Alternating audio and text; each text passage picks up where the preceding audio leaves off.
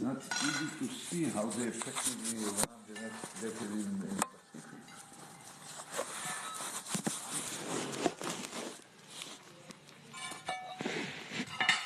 Pacific. I don't disagree with anything you said, and I don't know.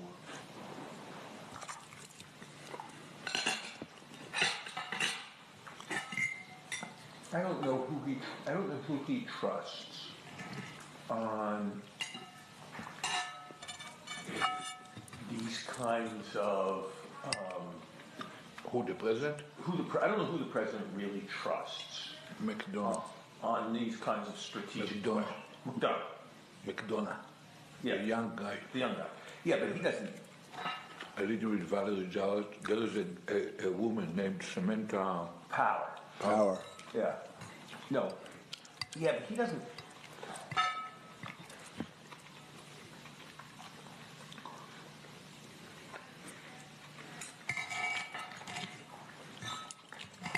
There's a difference between who he trusts and who he likes.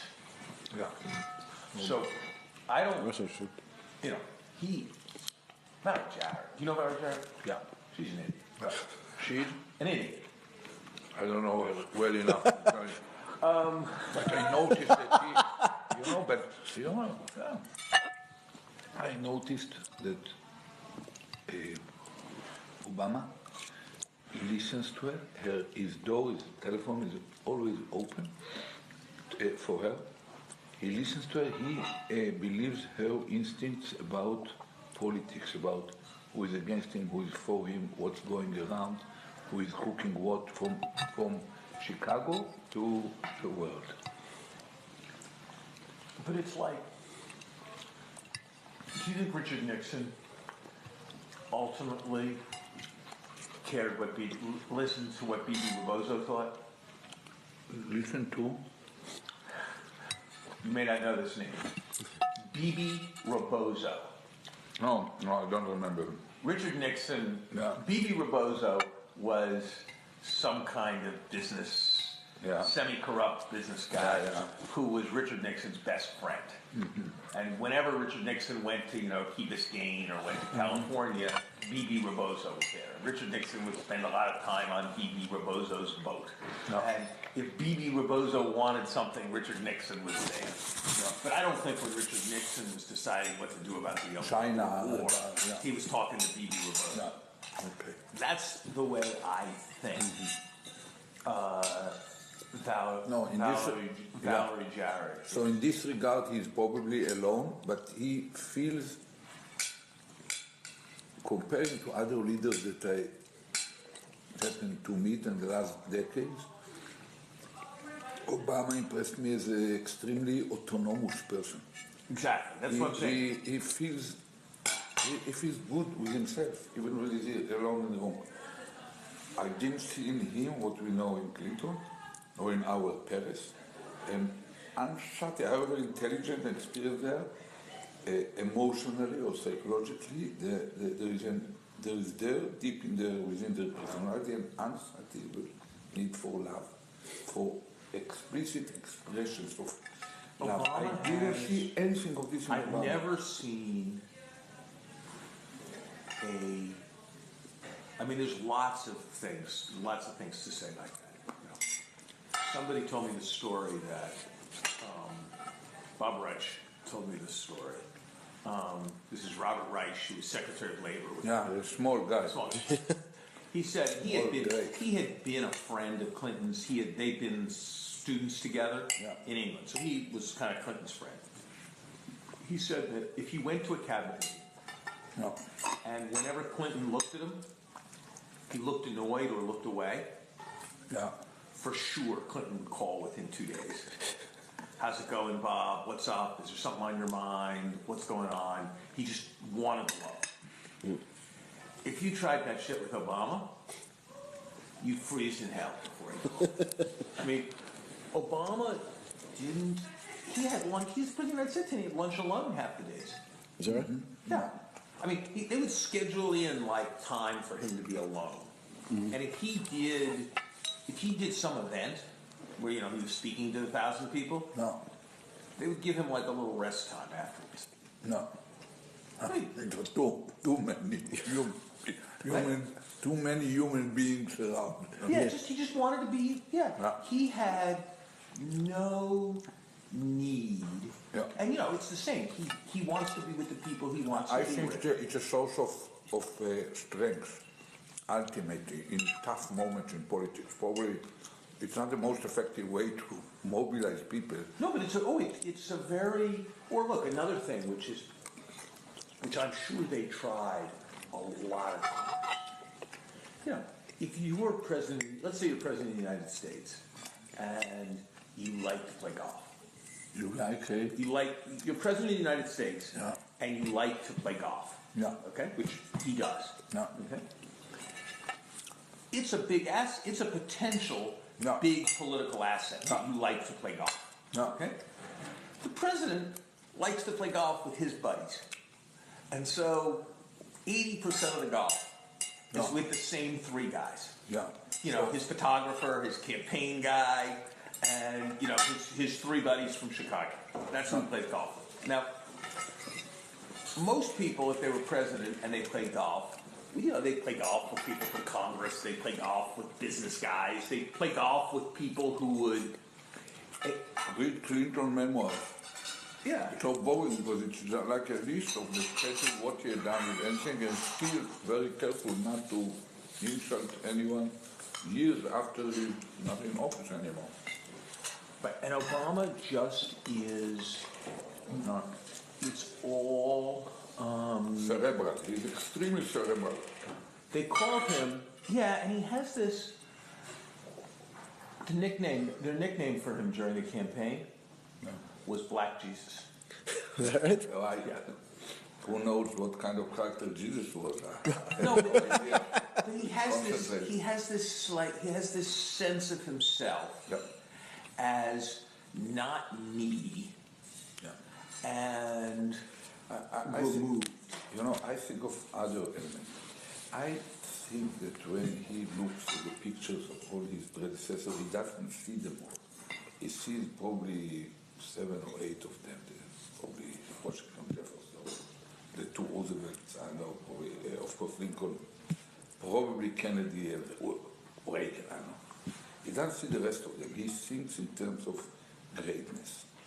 And understand that greatness comes from few major decisive achievements, sometimes against all odds, that happen to be perceived at hindsight as important. And that's, I think that when you see, even on Iran, what really disturbs him is the possibility that this will be a great stain on his role. If they turn nuclear under his term, under his watch, where he had, Bush, it's a paradox, we used to joke in Israel that Labor governments can make war and only Likud governments can make peace. Here you find something similar. The Bush administration, they can run very high rhetoric, but in effect they were parallel even from ordering the Pentagon to plan contingencies for certain cases. This administration, they got Nobel Peace Prize as a down payment before they even started. Somehow they are planning and preparing much more seriously. I visited the Pentagon right now. They keep improving. I used to scorn American colleagues that when we are talking about surgical operations, we are talking about using scalpel, and they are talking about chisel with 10-pound hammer. But in the last several years, they developed extremely subtle scalpels, probably more effective than ours. And bearing in mind that they hold the big stick there anyhow, without having to announce it. Basically, I once told the president, look, I'm confident that if on a scale, a spectrum of operational decisions, a decision to delay the Iranian nuclear program by several years would look more like a raid on bin Laden than a fully fledged war in Iraq, you might have considered it very seriously already.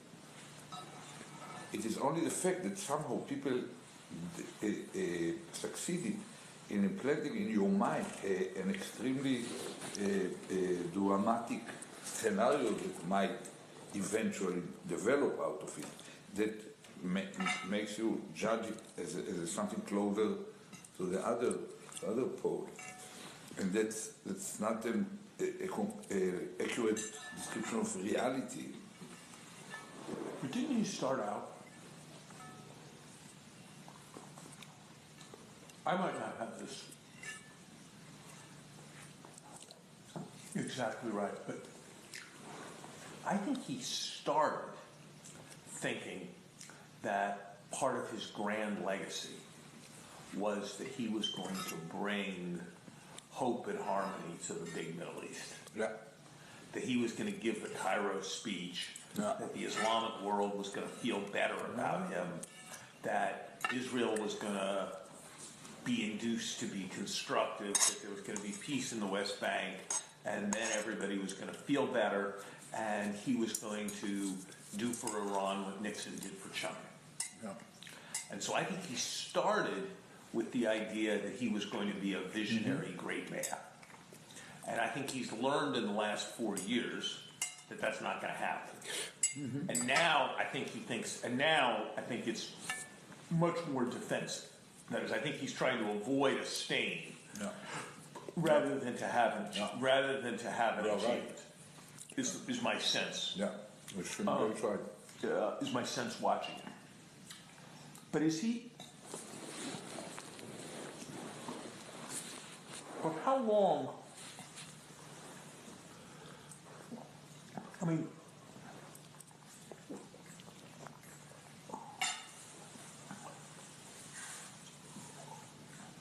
I have this sense that people always say the next year is the crucial year, the next 9 months are the crucial 9 months.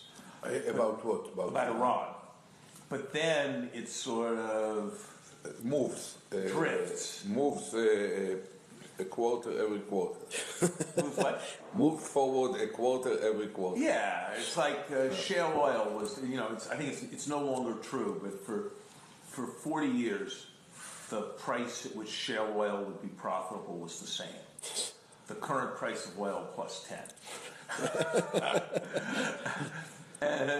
Yeah, but it's 100 plus 10 is different. No, I think it's no longer 4 plus 10 is, 8 plus 10 is... Right, but it's, but is Iran likely to come to a crunch in the next year? What's the crunch to reach a nuclear capacity? Is there likely to be? Well, no. I mean, that's one question, but I mean, I'm not, so things that could happen are there could be an attack. Let me describe it the following way. Iranians will always act based on what they feel, to what extent the other side, mainly the United States and Israel, are ready to act.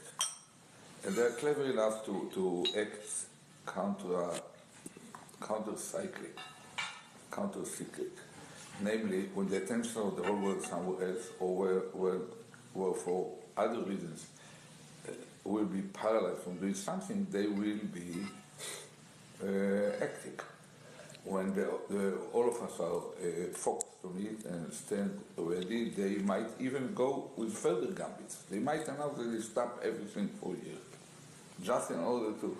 And they are chess players, extremely clever, but they are determined to follow in the footsteps of Pakistan and North Korea, and not to fall into the trap that, in a way, late Gaddafi, or under other circumstances, the South Africans fell into. And clearly they want not to end with something like Iraq or Syria. So the very fact that I can quote these 3 pairs of examples means that there is opening for them. So there is a need for something much more dramatic than the present kind of level of sanctions. They're very unprecedented and very painful for them. It reduced their reserves dramatically, and some of the reserves are practically blocked. They cannot approach it very easily.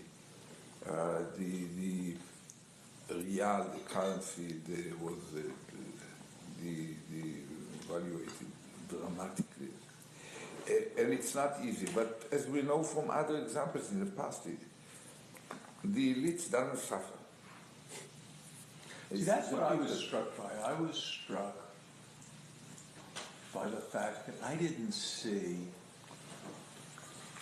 if you treated the country as one actor doing what was best for the country, then I think there's a case to be made that the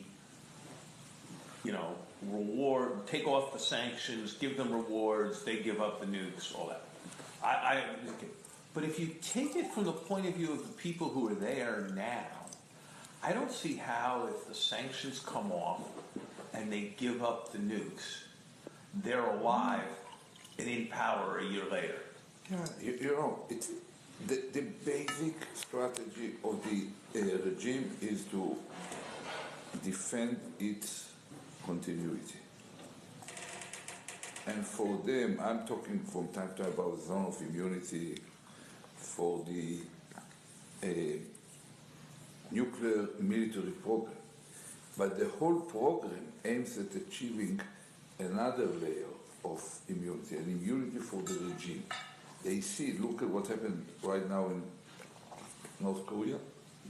They fully understand the Iranians that once they turn nuclear, that's become the ultimate guarantee that no one will try to intervene within the internal, however brutal they might have to go with their own people. So that's what they do not need it in order to drop a bomb on a neighbor. They need it in order to be able to spread terror, to hegemonize the region, to intimidate neighbors, and to be secure that whatever they are doing will not end up with someone trying to topple the regime.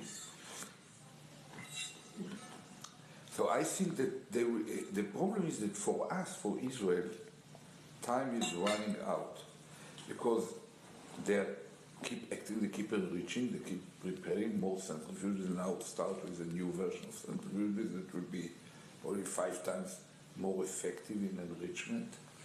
That shortens the time frame between decision and reaching a weapon grade capabilities running from 20% or whatever.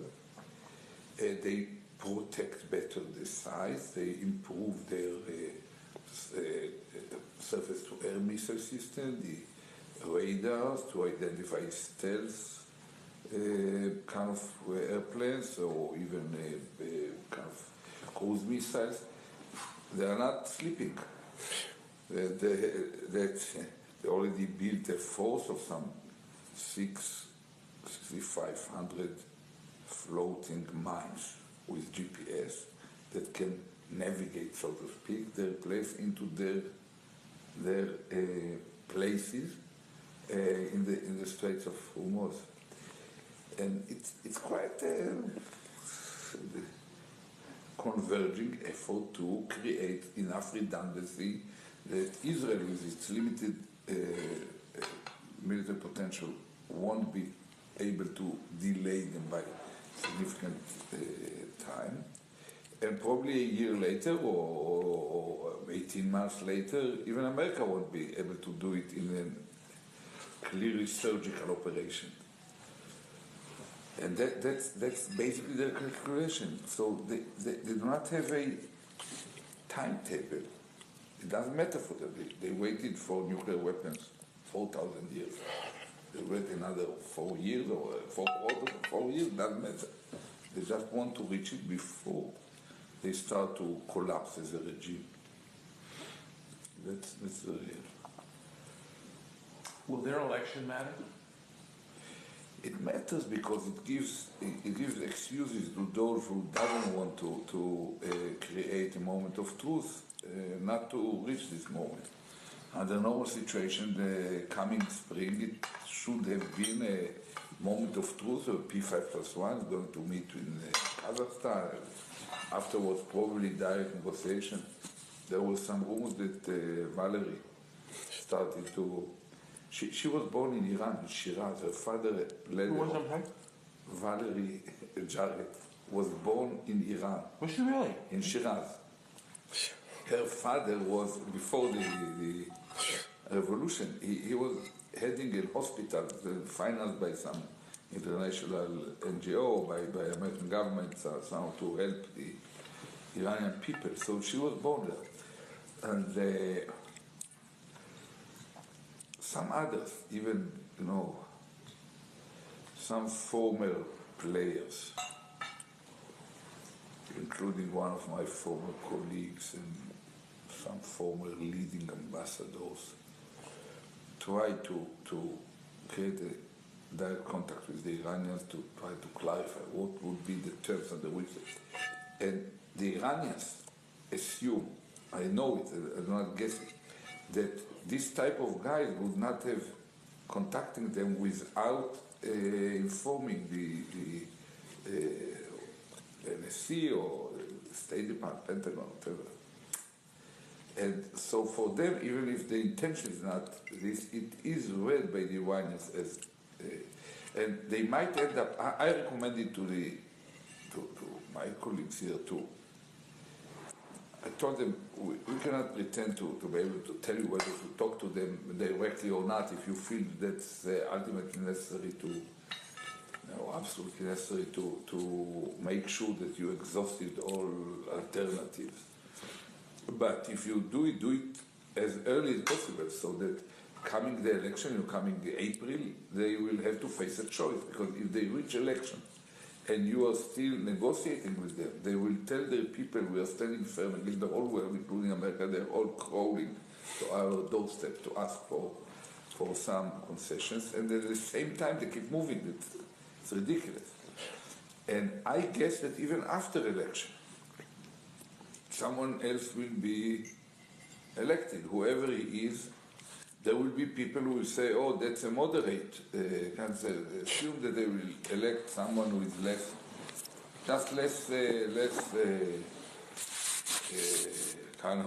colorful than Ahmadinejad. Immediately there will be interpretation that he is the more serious, more moderate. But his moderate Ayatollah cannot make a difference. He should get a chance, so it will swallow another quarter. So that's how 2013 is going to pass. That's one of the reasons why I decided to leave, because I don't see it converging into a real moment of truth or decision. It can easily drag over another year. But at a certain point, they will turn nuclear. I told the president, I remember Clinton. I never questioned his will to block North Korea, but somehow it didn't happen. I told Jeff, I remember sitting with Bill Casey during Reagan time as head of our intelligence. In regard to Pakistan, it was exactly the same. How many sites, how many centrifuges, how about the plutonium bypass, where can they reach? It didn't work. Reagan wanted to see them non-nuclear, but that's what might easily happen here once again. If it happens, now what? I think it will. First of all, it will. So, but the argument. I'm sorry. It will be the end of any conceivable non-proliferation regime. Because basically it means that if you can defy the whole world, if you have enough money, not huge amounts of money and willpower. And it will start a much more self-confident intimidation of neighbors, which is still the major supplier of oil to Europe, to the east, to the far east. And the regimes there are already kind of crashed between two powers. One is Iran and the other is the Islamists in Turkey and Egypt. These are two corner kind of pillars of the main pillars of the Middle East. And the Saudi leadership, they are dying. I don't know how you call the phenomenon where a candle is just about to die. Flicker. So the old man there is practically inactive. The second is deep in dementia. They now just nominated the third one, someone about our age, who was the head of intelligence Mukre. But I don't believe that anyone sees him as a king. Probably knives, that another cousin will become ultimately. But they are not self-confident. And Abdullah of Jordan is not self-confident. The UAE is, some of the Emirates are much more confident because of their money. But it's all, I don't know how to call it. The Qataris are confident, aren't they? They behave, they behave this way. It's a, I call them a TV station with an Emirate. It's like of, I know, I met the Sheikh Jassim, in Munich. Oh, he came? Yeah. He came to the security conference? Yeah, and I talked to him. Yeah, but, it's, the Americans, I met Kerry this morning. They don't know how to read the Qataris. They are totally confused. And I told them they are just starting to hedge their bets against the possibility that you will be the losers, and the Iranians will be the winners. That's all.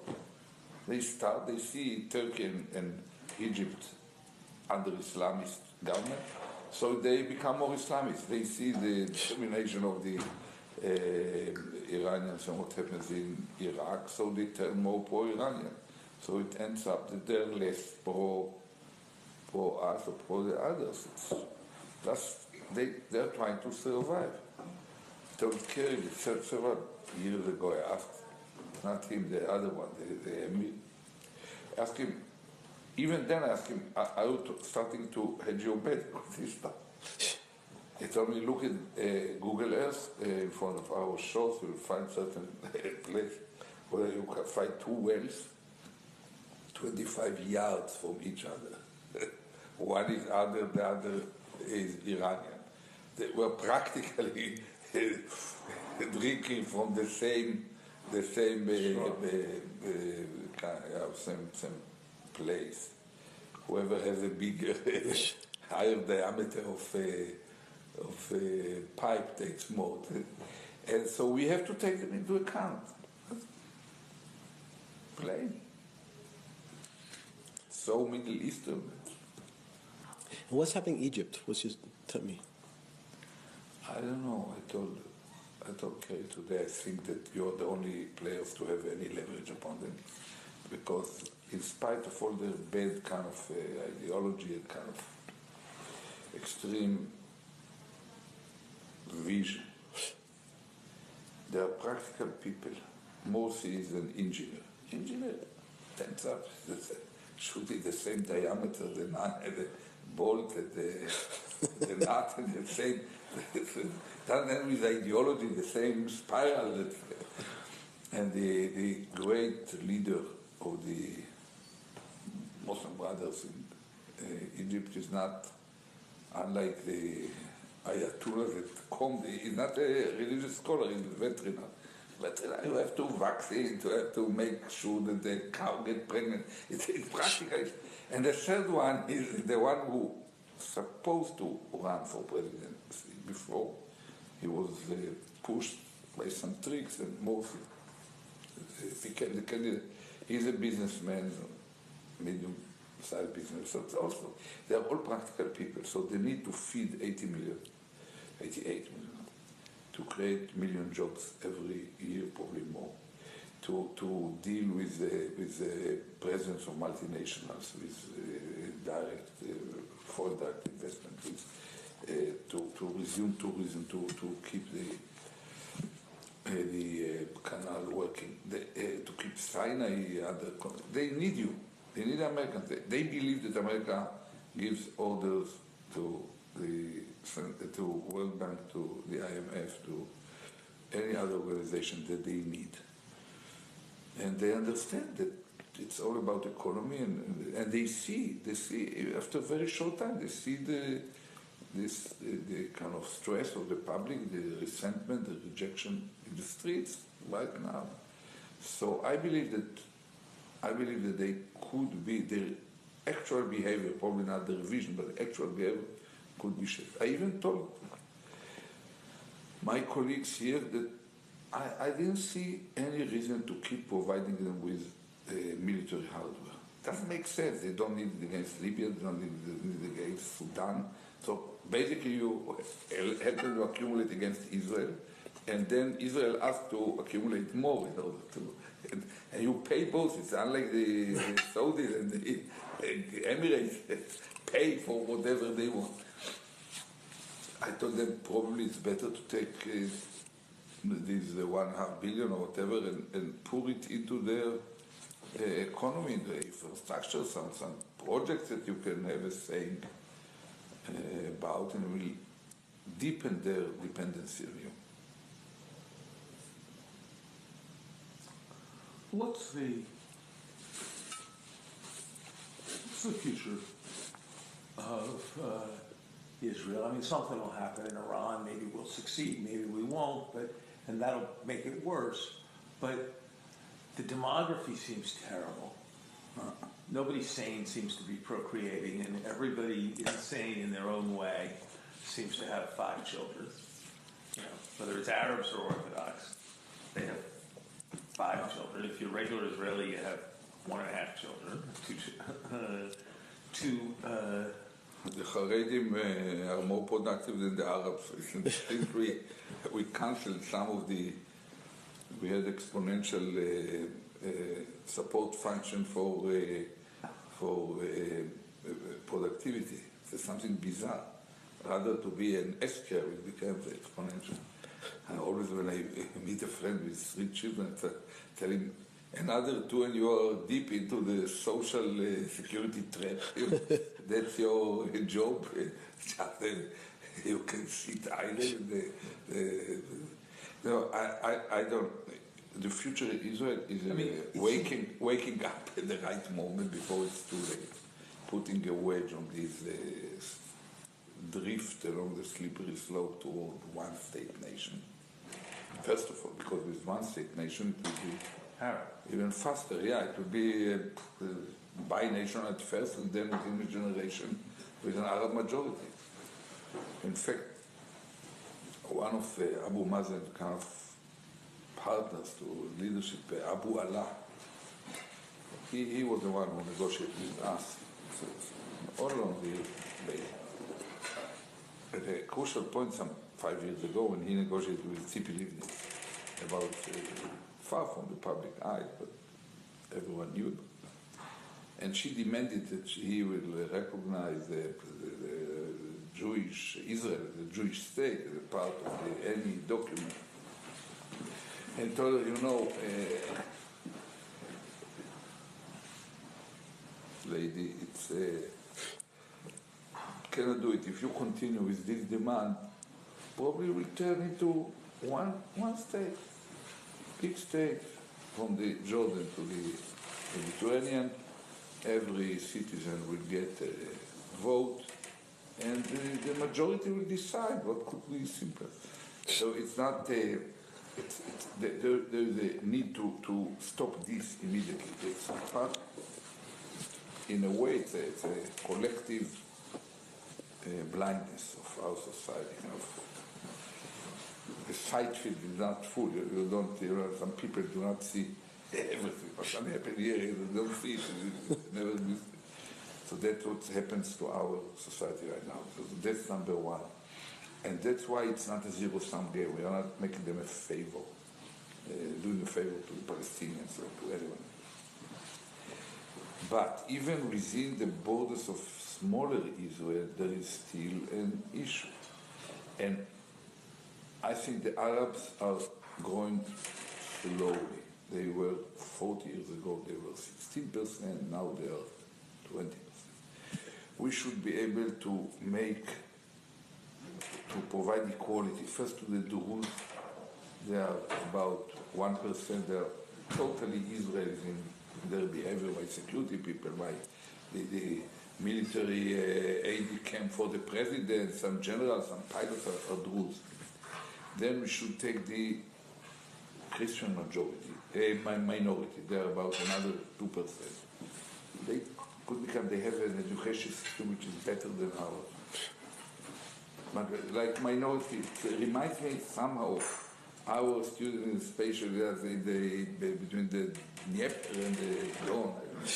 The minority with a sense of being kind of isolated from, they excel in everything they're doing. Then we have, I believe, we have to break the monopoly of the Orthodox rabbi night on marriage and funerals and whatever, and the definition of a Jew, and accept, open in a sophisticated, subtle manner, open the gates from massive conversion into Judaism. It's a successful country. Many will apply at the beginning without making it, cannot make it a precondition, but under the social pressure, the need, especially of the second generation, to adapt, it will happen. And we can control the quality much more effectively than our ancestors or kind of the founding fathers of Israel did with the wave, that it was a kind of salvation wave from North Africa, from the Arabs, or from wherever. They took whatever came just to save people. Now we can be selective. And I think that with much more open kind of mind about turning Jew, we can easily absorb another million. I used to tell Putin always, what we need is not just 1 more million. It changed Israel in a dramatic manner, the million Russians. And I think that many will prefer to be Belarusian, or many young handsome girls will come, tall, skin. We now have we used to, then you interview someone entering into some unit in the army, asking what's your name, he answers Sergei Biton. It's already start to work together. Sergei Biton or Vladimir Putin, you find everything. I think that I'm optimistic. There's something necessity creates more flexibility, and we have the background. It depends on what you look for. I used to scorn the Haredim all the time about the Bedouin wife of Moses. He went to the desert, he brought a Bedouin wife. Zipporah was Bedouin. Or the grandmother of King David, she was Moabite that seduced his grandfather in the field. And the whole story is there.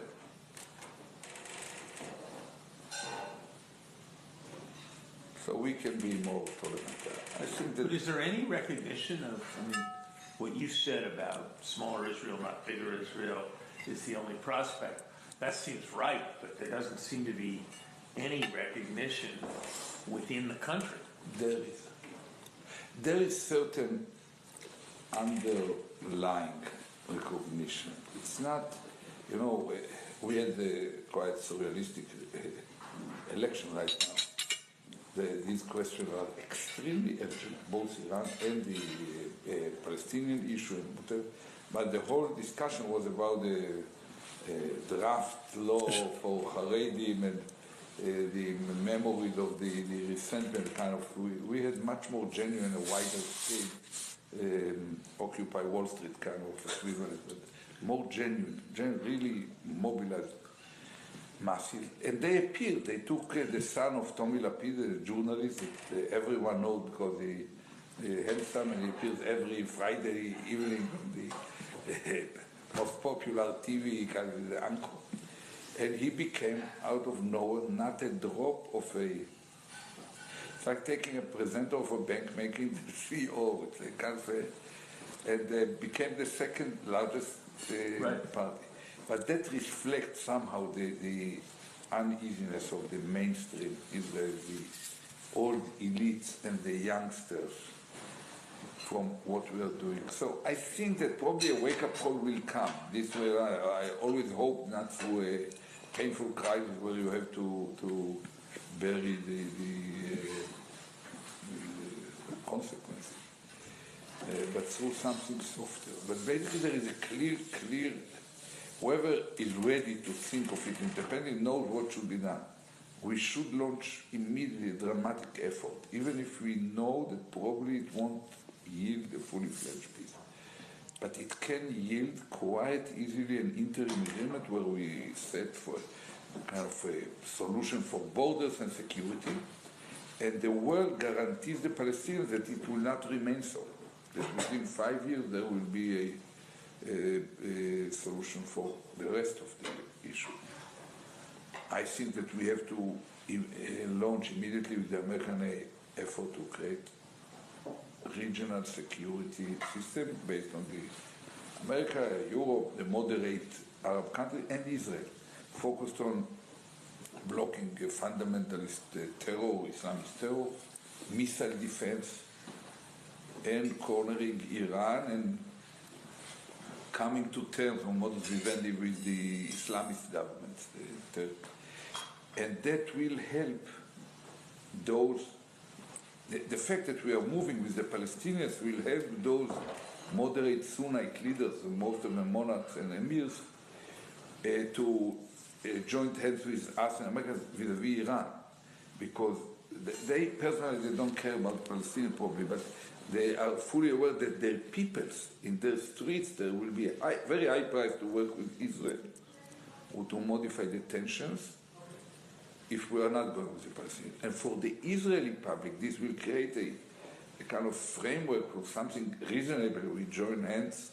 We do not promise heaven on earth, but we join hands with the white people in the region, the world, to solve concrete issues. It will help a lot to reduce the tensions. And even somehow, if I may say, I think that when you focus only on the Palestinian-Israeli issue, Israelis feel freer, we say in Yiddish, kind of, I don't know, suckers, if they go to peace, because they remember I pulled out from Lebanon, there is 60,000 rocket missiles. Sharon pulled out from Gaza, there are 10,000. If Bibi will pull out from the West Bank, there will be just behind the, when you come to land, to Ben Gurion, you go over some 2,000 feet over Arab, the occupied territory. It could be crazy. So, people feel that we are only giving, we cannot get anything. And it's true, from the Palestinians we cannot get anything. But once you put into the equation the whole Arab moderate world, it ends up that we get a lot recognition from the Arab world. But that's been the argument. But the problem is that's been the argument for, in one way or another, something. Yeah, last 20 years. Last 50, yeah, I was going to say the last 15 years, and it seems like it's less. It's a less strong argument. That's a success of Bibi in the negative sense. He became successful in convincing our people that we did our part of it, that we tried, and all the responsibility is upon the shoulders of Abu Mazen, which is not true.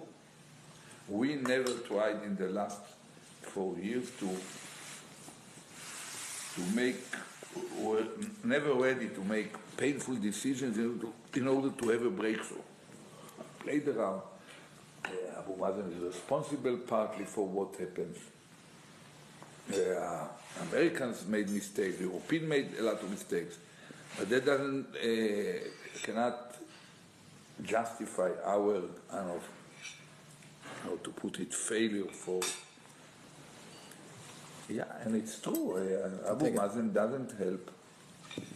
He's not an easy client. Do people expect that Obama and Kerry are going to invest heavily in Israel-Palestinians? No, I don't think so. Or that they're going to stay away from it? probably they dream about it, some of them, but I don't think that. I think the reason of Obama visit is that he has to do it. There are even some stories that it was born in not exactly normal way, that Paris, who got here a kind of liberty medal, planned to bring Obama in June to bring him some medal of the Israeli president, to participate in a conference that Paris initiates in the last several years, every June, and to participate in his 90th birthday. If you can't arrange a funeral, at least arrange a birthday. And it was promoted by some people who supported Obama actively. So he said, okay, yes, no problem. Then his people heard about it, and some Jewish journalists heard about it and said, are you crazy? You're going to make a private visit to Shimon Peres after 5 years of missed Israel. You have to, the only way is to make a formal visit and to be hosted by the Prime Minister. So he found himself there. Then he thought twice and thought, yeah, it's not that bad. Probably just to make sure that I cease to be the reason for everything, that the fact that I didn't visit Israel, now that because of this, everything is doesn't move. So, okay, let's be there, visit all the capitals, talk to people. I don't think that something is going dramatically going to happen. I mean, Clinton at a certain, you know this, you would know infinitely better than I, but Clinton at a certain point decided that this was his path to a Nobel Prize in history. Yeah. And I don't think, Obama does not feel on that trajectory to me. Did not at all, But Kerry, it seems to me, will decide that's what he wants to do, won't he? No. I mean, the imperatives of Kerry's job are that if he wants to have a historic achievement to end his career, he's not going to get a historic achievement out of anything they do in the Pacific. No. I think he understands it. He plans to come to Israel probably even before. I don't know how to cut it. Just take it. I don't want to take so much. I know. You can leave it on your plate.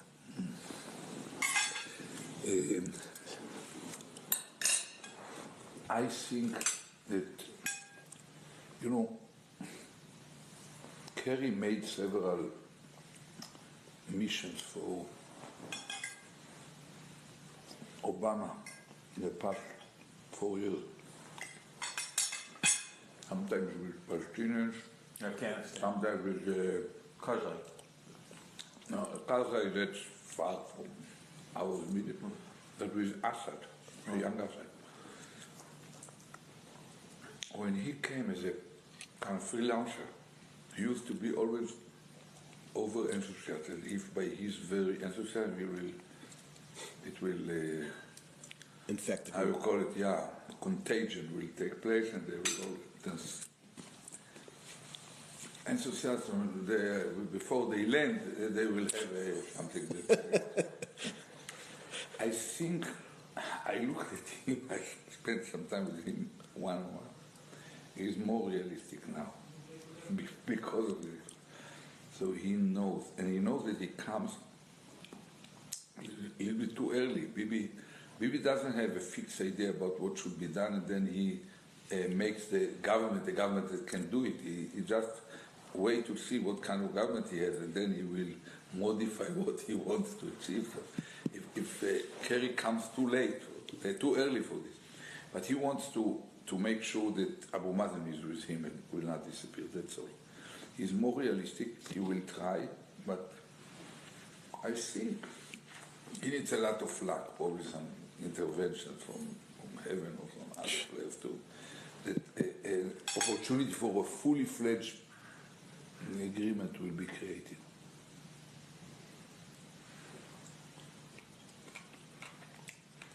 Larry, since you left, who's now going to be leaving government, he's going to go into the real world after 50 years. It was his birthday 2 days ago. Your birthday, yes? Uh-huh. How old are you? 71. I was born exactly 13 years after Lincoln. Same day. And have you ever been in the private sector? Yeah. You've been in government? I have been for several years. You were for several years after you were prime minister. Yeah. You were in the private sector and Yeah. were doing various kinds of business. Yeah. And I was involved with 2 small private equity firms as a part of the general partner, and gave advice to some of the biggest hedge funds and private equities as a consultant, and made some lectures and participated in some small-scale opportunities. Some Israeli companies wanted to work in Africa, make IPO in London. They need someone who can be with them when they come to London, and the people will listen to them, whatever. And is that the kind of thing I don't know. you're going to try to do now? I think of finding ways to make more money and to do something more substantive, but I cannot go at my age and from this position and start to actively on a high resolution level running an operation as a CEO or whatever. That will be too late in life. And do you think you're now done with government? Tea, please. Do you think you're now done, or do you always looking for? No. I mean, Israeli politics. I'm not looking. Is very cyclical. I'm not looking, and I don't have any kind of burning, compelling motive to come back to prove something, justify it. But with our kind of eclectic, chaotic kind of move in the stage where we are, I cannot exclude that under certain type of crisis, I might be called to play certain role. I don't look backward with any kind of hard feelings or needs. Unlike, I don't know if you knew Sharon. Sharon was burning with a kind of sense of something that had not been completed from the time he could not become the chief of staff, then he could not become a prime minister. He was defense minister, was sent out under a kind of inquiry commission that blamed him for some mishaps and so on.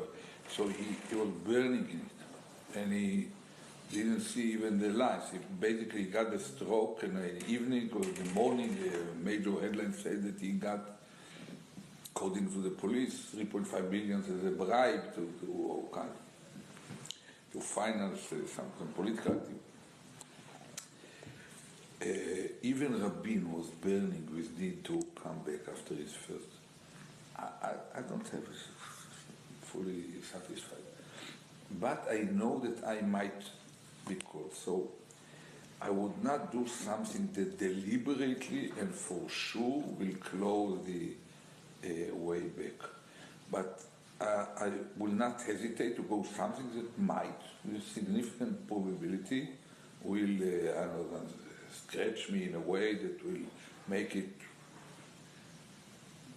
almost impossible to come back. I will not be deterred if it's tempting enough by the compensation and the what probably probably the way to have the greatest chance to come back is to look least interested and eager to to come back. I think that's an irony of. Yeah. I think an irony of political life is that when you look like you don't need it and don't want it, it's you become more desirable. You become more desirable as a consequence. But you would go back to government at this stage? I wasn't prime minister of my country, and I'm not going to be I'm not going to be president of my country. I am, I think, in the same general. I'm a little younger. I'm 58, but I'm in the same general place. I think that Ehud is. There were moments in my life when I was burning to do things. I was, in the 1990s, I was burning to become Secretary of the Treasury. I very much wanted to go back into government and help do something about this financial crisis in 2008. Now, if the right role presented itself, and all of that, I would go. I don't want to do anything that would. I don't want to carelessly foreclose options, since I don't know what I'm going to want in the future. But unlike, to take somebody I was friendly with, Richard Holbrooke. Whenever Richard Holbrooke was not in government, his whole life was organized around figuring out how to maximize the chance of getting back into government. I remember when I would travel, people would ask me, before 2008, I remember in India once, they asked me, where's the Democratic Party going to be on the non-proliferation agreement? And I said, and they had been talking about Holbrooke, and I said, well, what did Holbrooke think? And they said, well, Holbrooke thinks it's a good idea. Holbrooke's supporting our position. And I said, well, then the Democratic Party will support it. And they said, I remember somebody said, does he have that much influence? I said, no. No, but I promise he will not have taken a position on the record that has any substantial chance of being opposed by whoever the Democratic presidential candidate will be. So I don't want to live my life. He was in a way suppressed, depressed when he was out of. He never really enjoyed being out of government. No, it was all about getting back into. It was all about getting back in to government. People say I've known him fairly well for the last 15 years or so, but I didn't know him before. People said that it took Kissinger a long time to come to terms with the fact that he doesn't influence anymore. That he wasn't going back into government. That for a long time he was organized around going back into government. And at a certain point he decided to have a different kind of role, and was sort of happy having that kind of role. My challenge has been, I don't know whether you found this, it sounds from the way you spoke like you found it. My challenge was relative to the expectations of being a professor or being a government official. It was fairly easy to make substantial amounts of money. Not money like Jeffrey and some of his friends, but money money that was like a lot of money from my point of view. The challenge is, and it's actually not that hard to do things that are reasonably pleasant and kind of interesting. What is hard is doing things that cause you to have adrenaline. Cause you have? Adrenaline. Excitement. That are exciting, where you where That was best. Depends. It probably depends how deep you go in. In my last round in business, I have a friend who was very successful in venture capital in the good years, at the very beginning of the hype. And he asked me to work with him, and after 7 months he told a common friend of us that Ehud is not hungry enough but I feel more hungry now than then, because then I still thought that I might come back within several years, and now I don't have any problem with not going with finding something that should be fun and very profitable and fun at least some of the time. For in my experience, even politics was not always fun, and even science. Before I choose to go to the military career rather than to science, I spent a summer at the Weizmann Institute. Just I met yesterday a Nobel Prize laureate in astrophysics that worked together with a member of my class in Israel, also astrophysicist. And he told him that we worked together in Weizmann Institute. So after this summer, he decided to stay in science, and I decided that we were working all the summer on photographs from bubble cell, the kind of hydrogen under heavy magnetic fields.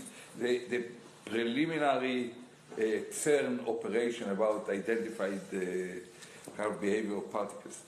And I've seen, we were 6 labs working all over Europe and Israel on the same 1 million photographs, and after a year and a half, the professors sat down together, decided what to do.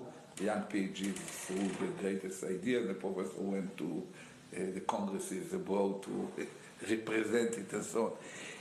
And I found the relation between the fascinating work in the last 6 weeks and the extremely boring looking of a picture after picture to see some abnormality in the behavior of all this bubble chamber, it was called.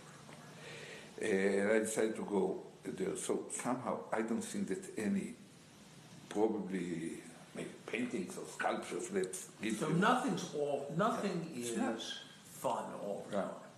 No, the question is finding something that lives, that makes a change. Where you feel like it's... It's not just achievement, it's meaning, that there is some meaning. You do something which is important to you. Meaning, which depends on both what the thing is and how large your what your role. It's about something that goes beyond your body and beyond your times. I mean, important, really important. It's not complicated. I don't think that there are many things. Probably at earlier age than all of us, someone can gamble on some idea and then build something from scratch that has never been there and change a certain part of the world. It's not for us. The most we can do is to use our capacity to integrate things, to make judgments and to make good recommendations, to back up what we say by 2 or 3 layers deeper into certain area where we feel confident, and probably to find a way to join such efforts in a way that creates synergy between several kinds of us. I think that there could be. I spent probably all the day last Saturday or the week before in Munich, meeting with probably 20 ministers of foreign affairs and heads of states who were invited there from Georgia or to Mongolia, Montenegro, the Albania, Zagreb, Estonia, and you see how much these guys, some of them at the very kind of not primordial but embryonic phases of normalizing a society or state, facing huge challenges with, and you having huge potentials in a way, and they don't know how to, don't feel confident about how to move in economy, how to move in finance, how to move in security, how to move in international relations, positioning themselves. I think that working on such project could be fascinating, because you see embryonic nations. Some of them have been born as nations. They have all have some old identities, and they think that for you is something that's long behind you, is their great next challenge sometimes. And that could be something of important, you work with I don't know. I've never been to Montenegro or Mongolia, but I think if you go to Mongolia, it is nomadic health. The most interesting thing I have heard about them participating in gathering arranged by some NGO in Davos about microinsurance. They want to copy the idea of microfinancing to microinsurance. And someone told a story there that they went with microfinancing or microinsurance against weather to Mongolia. And they had to set a way how to calculate, pass a kind of equal judgment about what to pay out to create a parameter, because you cannot go to Mongolia to take case by case. So it ended one parameter was the size of the herd that you hold, because they didn't get someone from the locals to work with them. It ended up that they set the counting station at some point in this hilly landscape, and many of the shepherds identified immediately, without knowing anything about economy, that that's a parameter, and the herds were moving around. They didn't put a stempel on any. So it's full of, you find it so deeply backward that it gives a sense of something that you can do with all that you accumulated to make human. You cannot invent a vaccine against, I know, some remote parasite in Africa, but in sub-Saharan Africa, there are huge opportunities to help them. There are many corrupt people. It will take time for probably a generation down the stream. They will keep robbing the natural resources by the elites, but they are still moving forward. It cannot be denied when you compare them to 20 years or 40 years ago. I think that could be interesting. I think, you see, the two of you, that's why I wanted to... The two areas, I think, these beginning nation states, whether Mongolia or parts of Africa or even Kazakhstan has a lot of money, but they're not. The sophistication is 10 years back. The cellular service being sort of a prime example of not being burdened with copper in the ground and fiber, so you can go right to cellular phone. You have this leapfrog. And I think you're both a little crazy in the fact that in terms of compensation and money, the two hottest areas is every country wants to be now in the world of finance. They're not really talking about manufacturing. If you're a leader, you're talking about food security. You're not talking about a production line. You want to exploit natural resources, but you want to exploit your natural resources for an economy. And you want to have two things. You want to have economy and you want to have money, security. So you two are really, I think, in the primary positions for the current time. I don't know if it lasts more than 5-10 years. Telecommunication, maybe something else takes over. We're not interested in development more than 30 years. Yes. Sure. Time. No, but security, I think you need to think about how to break it down. Cybersecurity. Yeah. That's the hot, I think it's going to be the hot button for the next 2 years. Big time. Border security is less of an issue, and a lot of people can handle it. But the expertise... But national security is something, because in many of these countries, they don't know even how to approach it. Yes. How to approach on a national level issue of security of a country at the backyard of Europe, like Montenegro, or Albania, or Estonia, or Latvia, and on the other hand, a totally different situation, the security of Mongolia or Kazakhstan. They don't even have, they don't know what to do, so they do what they know. They issue bids and take some money. And that's it. They don't build even national security in a proper way. It's the last guy who come to them with some impressive ideas and good margins, and they fall into the trap. But if you were advising Mongolia on see again, I'm not sure the general security. What is that? How do you start? What's the step 1 through 5 is what? Well, from budget to what to do and what not to do, and how to do it effectively, and what could not be treated by any kind of security, but by diplomacy, and probably even. I met with the foreign minister, with the national security advisor, and they insisted on sending a delegation to Israel because we are a small country, hostile. They're good people, but they're so far behind. It's like coming to a seminar in the university about some issue that, I don't know.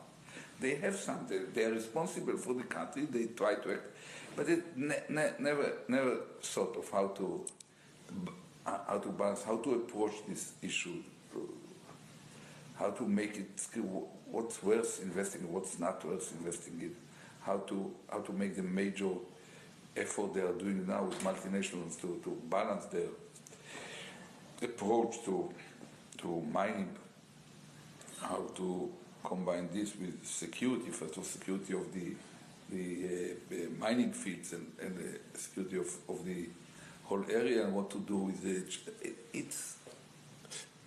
they're trying to find a way. They're reasonable people, but they're afraid that some of the advice that they are given are motivated by great powers behind those who advise them. There's an issue of trust. And of course, they don't know what to do with the economy, and even what to do with the money they can get, how to use the potential, what to do, how to develop, what should be taken by the state, how to make the big companies participate in it, how you can leverage them to do it, how to make them, how to keep the edge of being the owner of the whole thing beyond the first signature on a document. They're not, it's not simple. Nothing is simple in this. You were saying before you came in that you think there are a lot of these people who really are very hungry for yes. Advice. I think. You see it, right? I feel the same. I feel that if that's a hypothesis.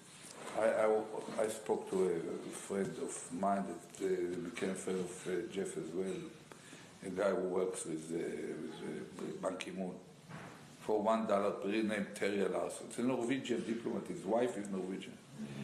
He had some trouble, so he left the public service. His wife remained there.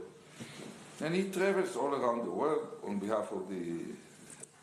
Now, assume for a moment that you, Jeff and myself, and this Terry Larson establish a consulting group that take on a basis of countries, sovereigns, to give them advice, strategic advice on macroeconomy, finance, security, and international relationships. And these all things for leaders, even democracy for government, but clearly for a more kind of autocratic leader. It's a gestalt. They don't really see a difference. Everything touches everything else. And if some group that says kind of can talk to each other quickly, intelligently, give them advice, it worth money. And for some of them, think of Kazakhstan can pay. In fact, they are paying. By now, they are paying for more than one. In more than one channel, they want second opinion, third opinion, and a spatial opinion, this, that. They pay quite a lot of money, and they have this money for taking consult. Sometimes they see it as not just consulting. all these sovereigns, they think that if they will choose the right people, they get certain edge in nothing, probably not in lobbying, not in active lobbying, but in helping them to find a way to navigate in issues that they have with international bodies and with NGOs, and sometimes even to ask those advisors to find who could be the lobbyist.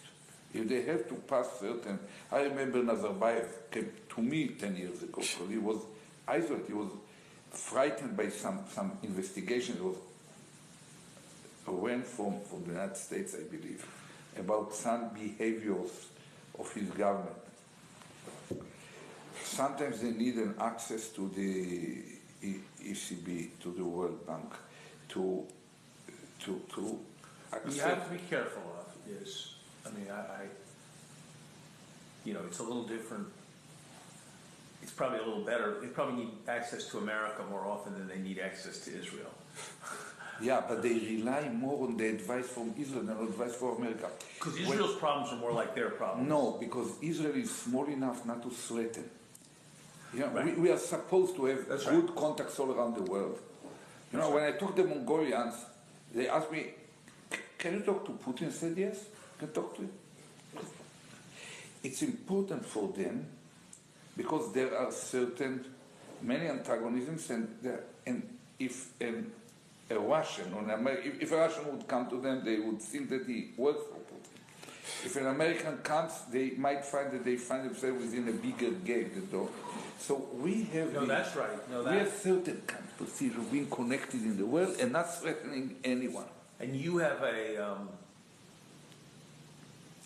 sense of having been extraordinarily effective, given your.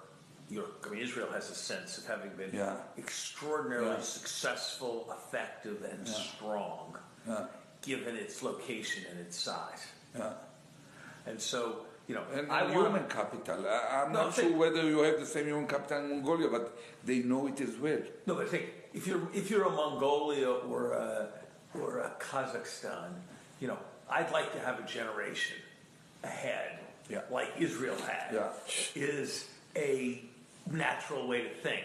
Whereas I'd like to have a generation like the United States. It's just different. I mean, they're just going to be in a different kind of... No, we are also a source of unique, cutting-edge knowledge, Israel, in some issues which are extremely important for them.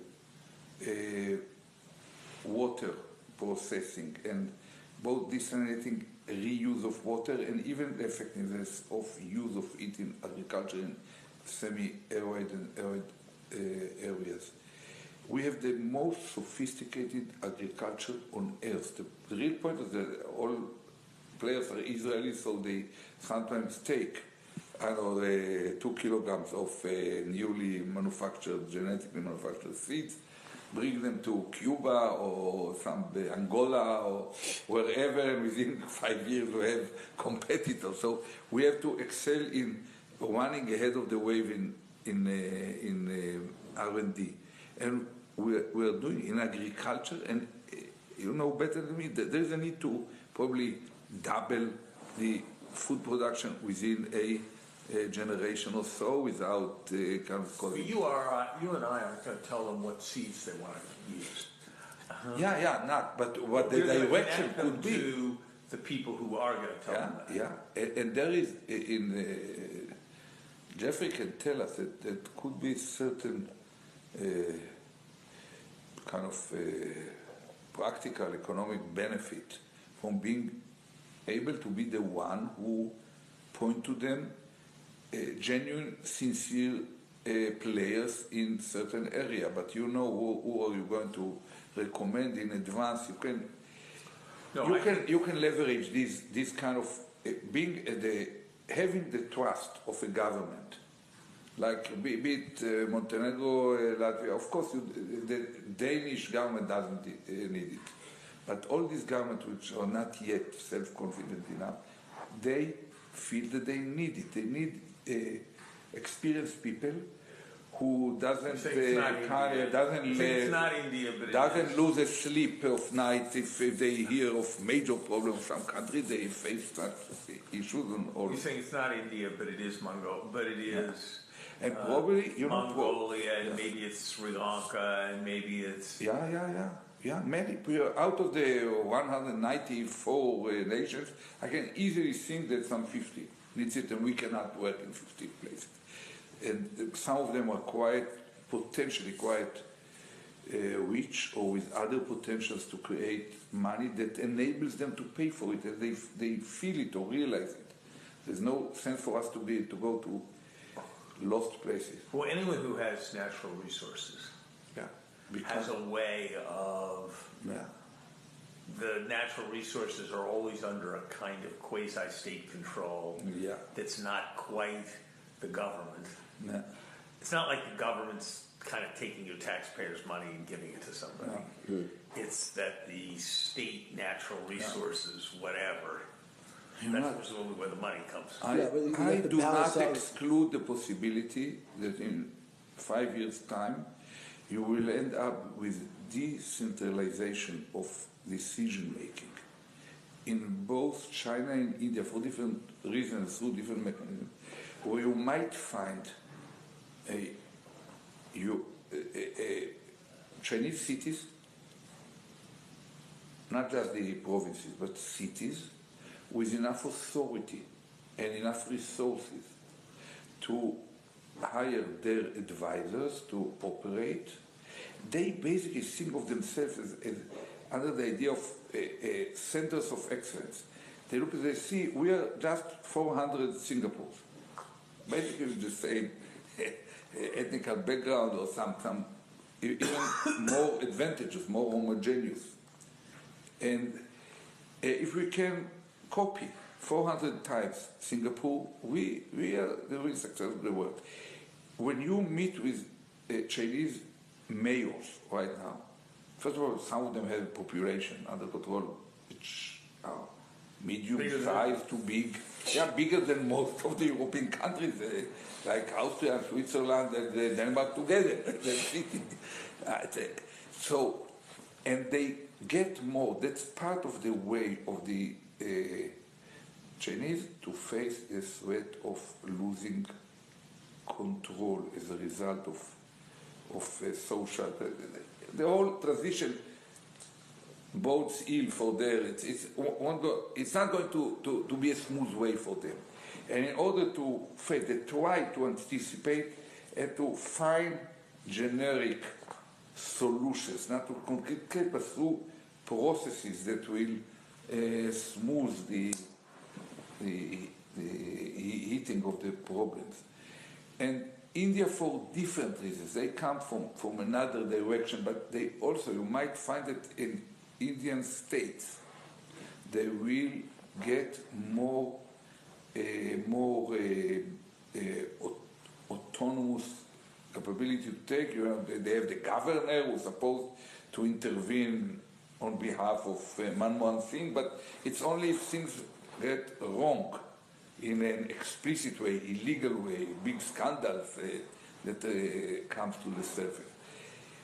So I think that there is a lot of work. It could be fascinating because it's really, in a way, it's using what you accumulated all along your life to help real people facing real problems that you are acquainted with, and they don't feel as confident. They draw both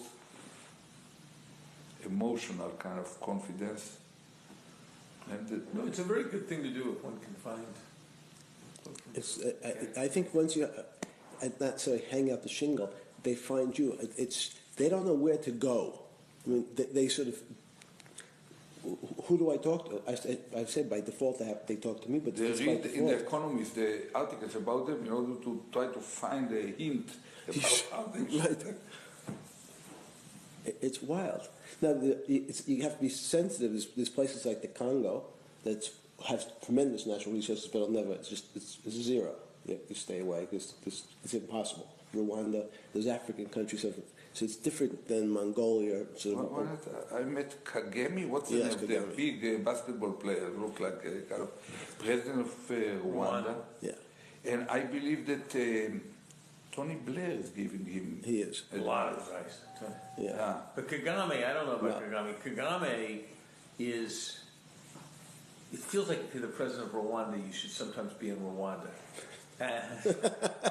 Judging by how often I meet him, going to one conference or another, he couldn't be spending very much time probably, in Rwanda. Yeah, but it's a way to avoid the stress of being all the time in Rwanda. But it's like Rwanda has gas, but it's in the middle of the lake. Right. Are there places in Africa? And which lake? I think Africa's in Albert?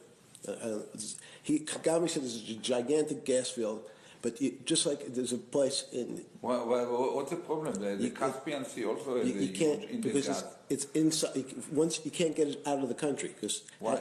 There's no infrastructure. Put it. It's not well in Africa. Putting in even trains, half the time they steal. You put down the rails, you go to sleep, and the rails are gone because someone took it.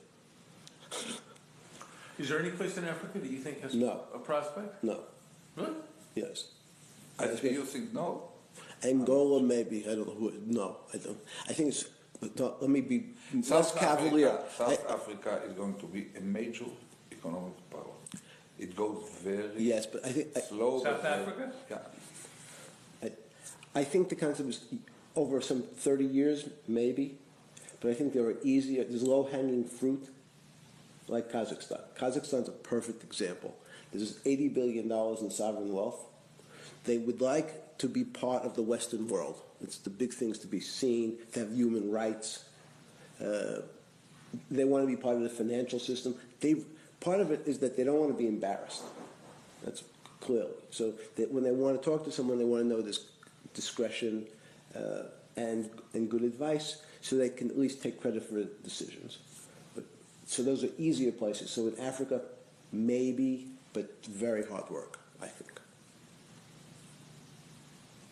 What about South America is Venezuela at the moment. If Chavez dies in the neck, I had a whole bunch of the oil guys here.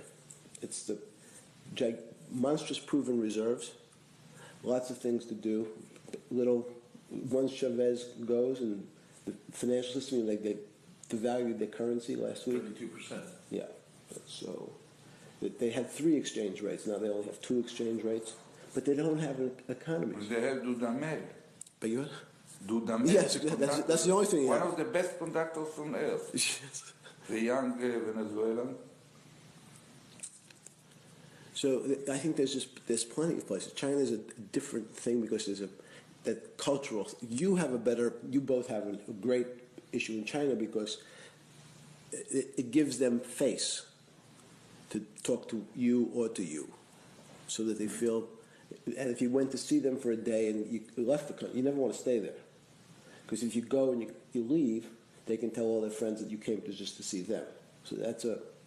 What about Azerbaijan? Same thing. It's just tricky. Yeah, I met Aliyev. Yes.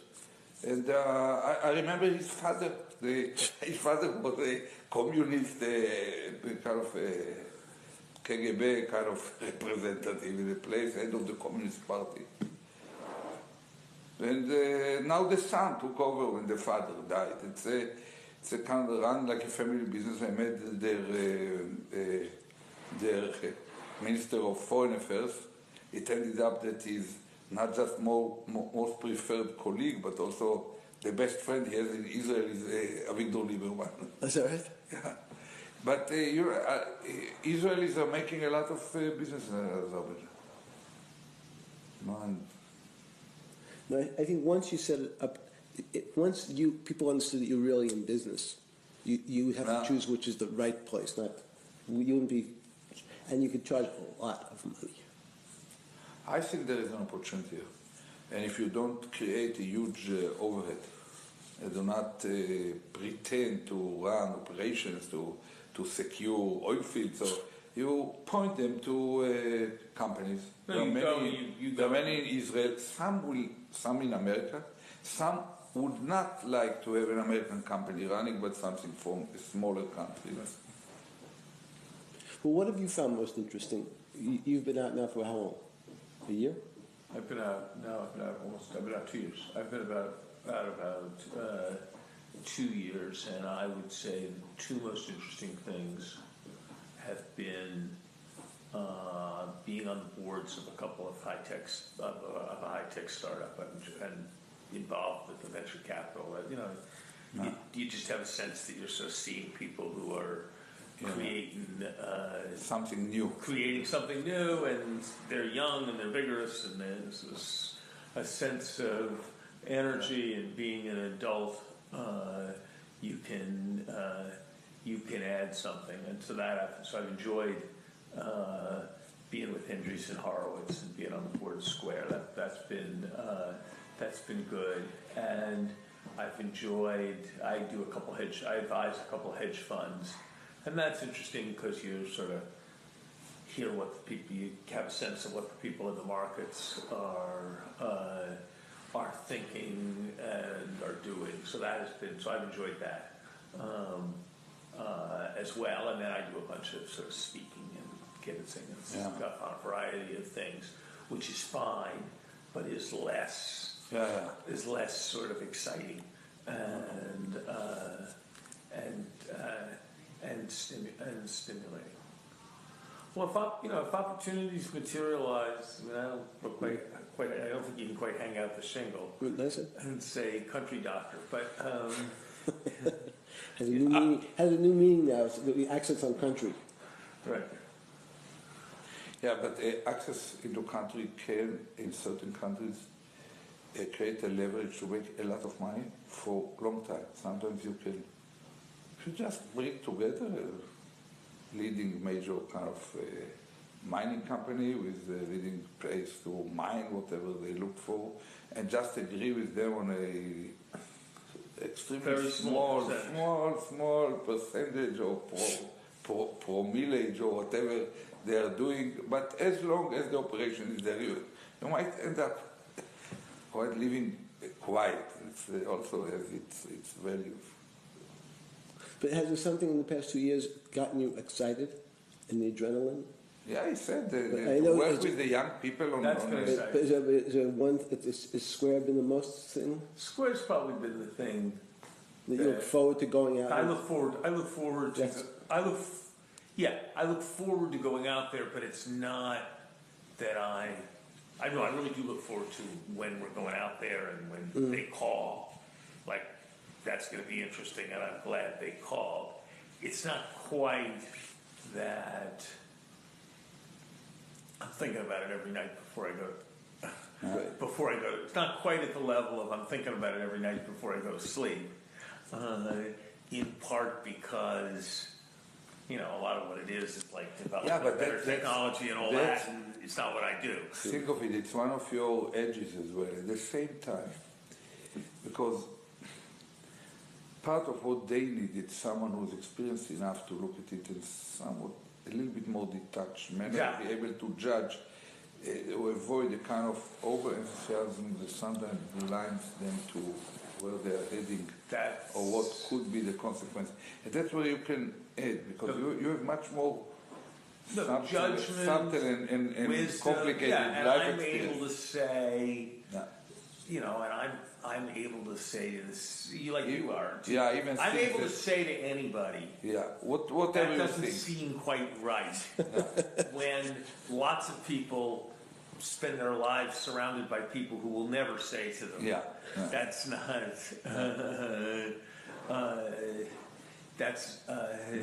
That's not quite right. That's not quite right. No, so that's.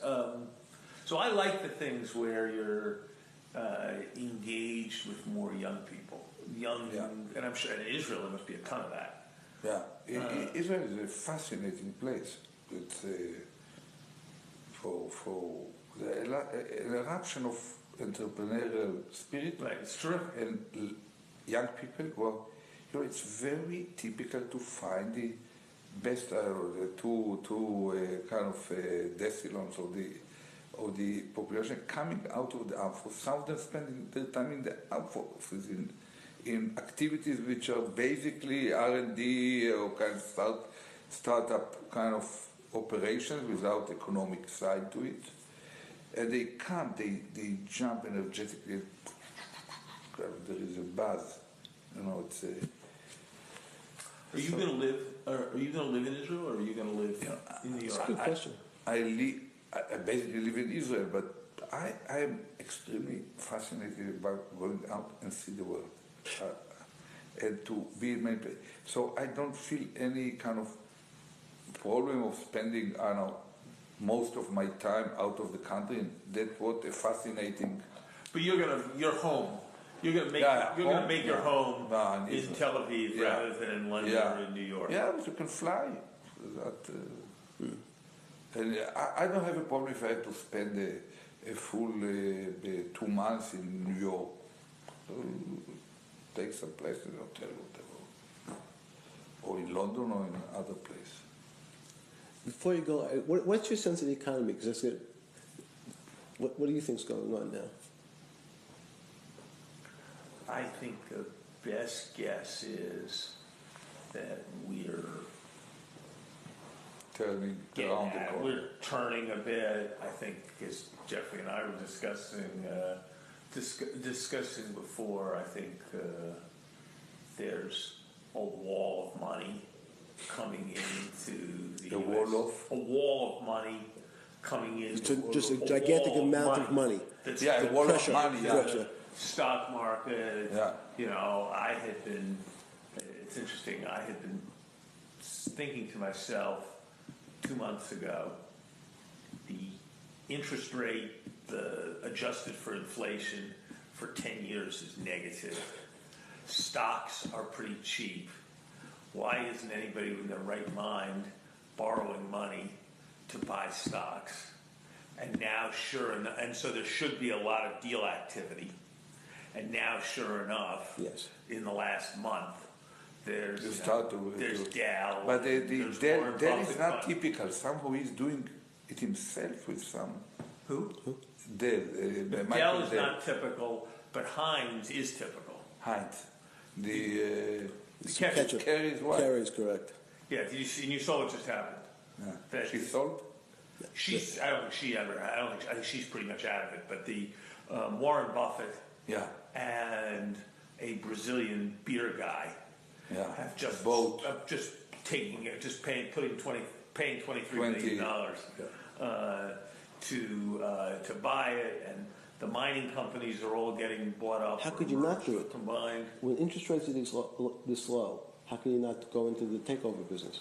I mean, not me, but I think it's starting. And I think it's starting to happen. So I think that plus the fact that housing is turning, plus the fact that while everybody's hysterical about the dysfunctionality of our government, the truth is we're a pretty dynamic society, and our government doesn't usually do insane things. I think it's a reasonably good time to be optimistic about us. I think it's a pretty bad time in Europe. But for how long? Because in September there is election in Germany. I talked to Schauble and de Maizière. De Maizière is my colleague, but he was advisor to the Chancellor for a long time. And Schauble, I know him from before he was shot. From before? Before he was shot. He's now in a wheelchair. I still remember him walking on his feet. From both, I got the impression that Germany cannot do anything, politically speaking. They cannot do anything by throwing some short-term, immediate small pieces to the Spanish or Italians or Greek in order not to break the whole thing before they. But after they can. But after they can, and basically they will, because they are not doing a favor for the rest of Europe. Right. It's something. But the people are still getting old. Yeah. They still don't want to work very hard, and it's not very innovative. Yeah. So I think that Southern Europe is going to become like Southern Europe to Europe will be like Southern Italy to Italy. Yeah. Poor, not very competitive, lots of people not working, dependent, but stable. And so I now think the odds that the euro will, who knows what will happen about Greece, but I think the odds that the euro will stay together is very, very high. But I think the odds that Europe will be a dynamic place are relatively are low. not very high. It means that ultimately culture matters. The Mediterranean culture is inferior to the kind of Scandinavia, the kind of post-Reformation kind of maybe the cultures vary and they work well for 50-year periods and theirs isn't. But I don't know about Japan. I think it's an island full of people getting old. The last thing they invented that was any good was the Walkman, and that was a long time ago. And so I think that they're probably going to try to pump up and print a lot of money. And but this Abe is serious guy. I don't think so. Last time that he was in power, he was not serious. I don't think so. I don't think he's. I think he's. From everything I hear and read, I don't think he is a. I don't think he's a hugely serious guy. All the hedge funds are betting that the yen's going down and that the Japanese stock market's going up. I have got more confidence that the yen's going down over the medium run than I do that the Japanese stock market's going up. I think if there's a Paulson trade, Paulson, the guy who made Paulson, I know him. If there's a the one from the mortgage-backed security, right. Go up and then fell down. Right. If there's a trade like that in the next 3 years, I think it's short the Japanese long bond. I agree. Because I think that, maybe they'll recover, in which case they'll stop having 10-year bonds at 70 basis points. Maybe they'll have inflation, in which case they'll stop having long bonds at 70 basis points. Maybe they'll decide that they can't really fix their problems at all, in which case people will start to worry about whether they're going to get repaid, in which case they won't be at 70 basis points. So it seems to me that they're like... What is 70 basis points? The spread of Japanese that's the bond. Over 10 years. The interest rate is 70 basis points. Yes.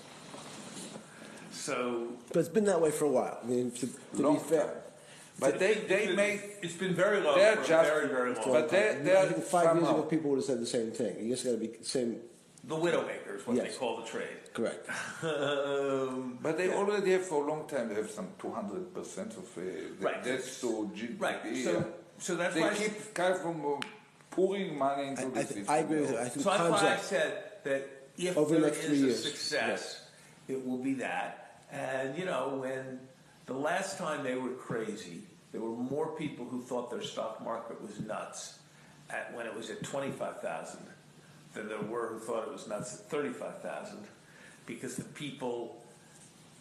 by the time it got to 35,000, everybody had taken their crack at thinking that it was nuts and been wiped out, and so they thought they didn't understand and maybe it would keep going.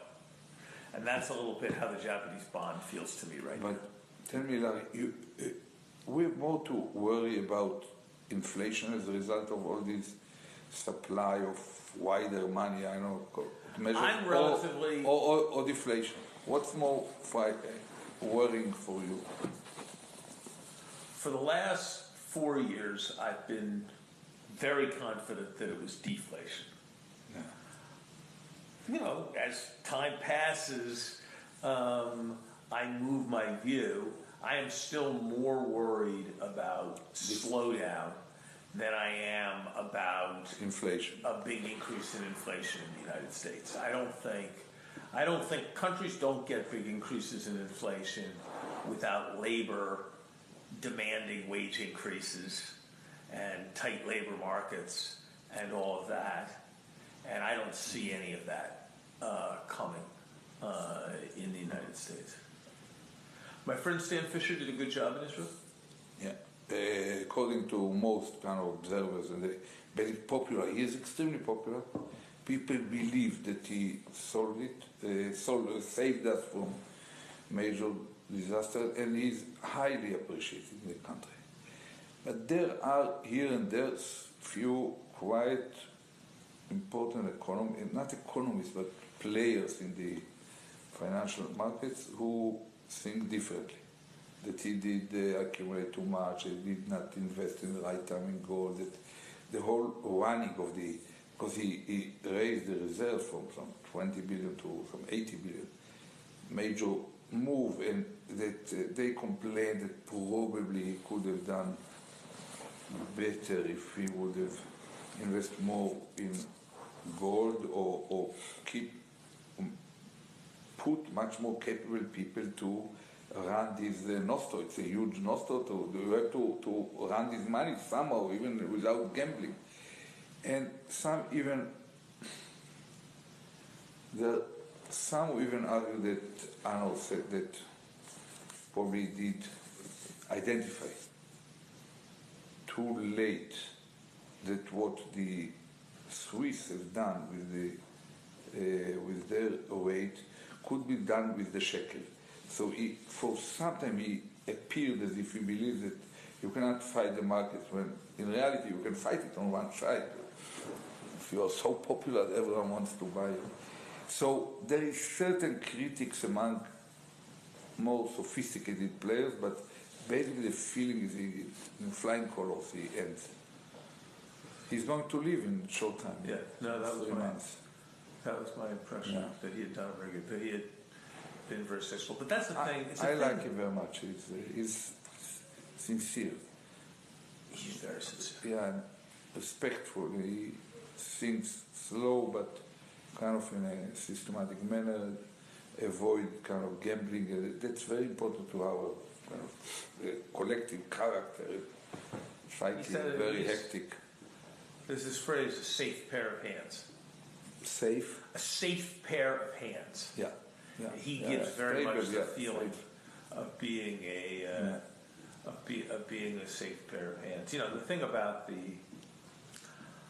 I think it goes to sort of some of what you were talking about. All over the world, people have these huge quantities of money that they mostly invest in U.S. treasuries that pay zero. Yeah. Or even negative, certainly. Yeah, right. And everybody ought to be investing their stuff more aggressively in... Yeah, but that's the scars from the recent events. People lose it's like a hair, they lose their self-confidence very easily. And what happened in the crisis, actually, if we could not predict this and no one warned us loudly enough, so probably now it's immediately they frozen. It's human nature. That sounds right. Oh. Okay, I'm going to spend some time with Ehud. I'll see you tomorrow morning at 10. I'm picking you up at 10 in the morning. You picking me up at 10 in the morning? I will see you then. Excellent. Ehud, this was very good. It was very good to see you. I hope we'll have a chance one of these places or one of these... He's going to be a free man. One of these things. In 3 weeks, I hope. I contemplate setting a departure ceremony and set a time, a day and time, because I'm afraid that under certain tricky developments, there will be no new government and we'll go to another election, and that's, theoretically it's possible. I don't want to find myself stuck. Great to see you. Very nice to see you. Be back second.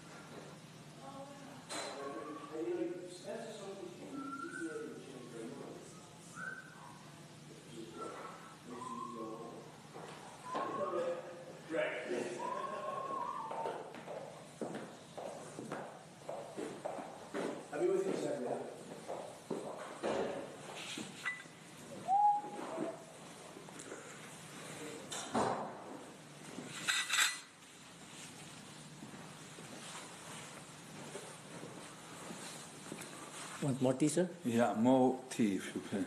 Yes, sir.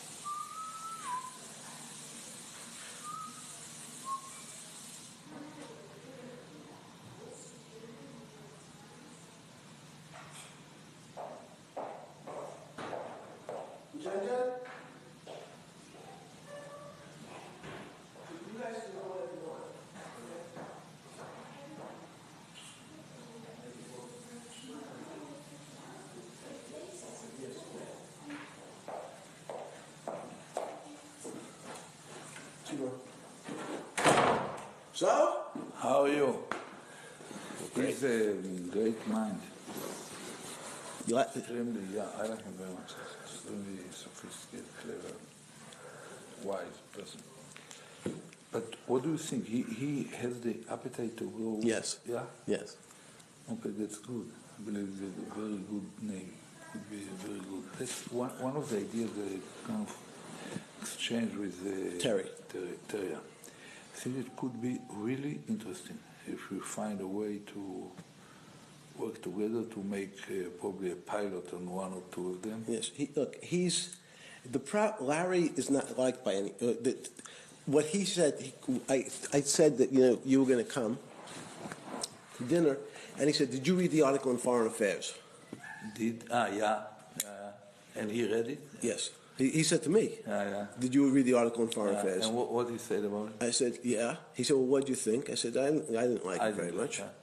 He said, "Well, I come at it from a different angle." He said, "I didn't like it, but I identify because they say everything they say about him, they say about me." Yeah.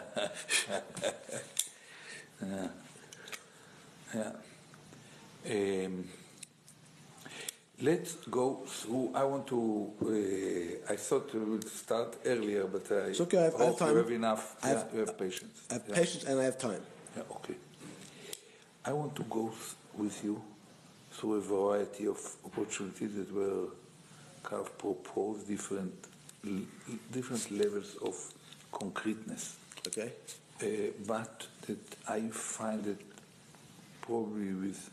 I want to hear your advice before I try to focus on Okay. an order of priority and probably to have your judgment on some of them and what it means. Now, unlike Larry, I can find fascinating adrenaline and satisfaction in just making money. I knew that. I already knew that. I will spend it. That I will have the real adrenaline. It's not for making, for spending it. Yes. And spend it cleverly around the world. Okay. I want to start with what I brought you here. I brought you here a document of The German takeover. a German kind of supposedly sophisticated takeover group that I was one of the founders of, and according to the real achievements that they had, according to this record, are those that they have made when I was still there. I don't know what they have done since then. Probably they won some court trial about some deal that they were involved in, and they were bypassed at the last moment. Probably the deal never materialized. It had to be with some sub-unit of Deutsche telecom that operates here, T-Mobile, it was taken by AT&T, but in a way that was the way to bypass them was by acting much more aggressively, and by this aggressive action, they raised the attention of the authorities, the regulators here, and somehow it was blocked. But they kind of had still a complaint, and probably they got some 30 million or whatever from this complaint, and they ran themselves the office since then. Probably there are some areas that I don't know of, but basically I see something which reminds me very much what we had in mind 6 years ago when I left them as I entered the... Read it and try to ask me whatever question I know, the people I know... Who's the principal? Who's the main person? Originally it was 4 people, one named Philip Scholler. You will find all the details about but who do you like the most? Who do you have the best? No, I have with the 2. We were 5 people. Okay. Philip Scholler, Christoph Bulfon, which is a lawyer, another entrepreneurial kind of guy, Hubertus Hoffmann, Dr. Hoffmann, and German origin Canadian guy. And at the moment, do they have any money? Named, allow me to,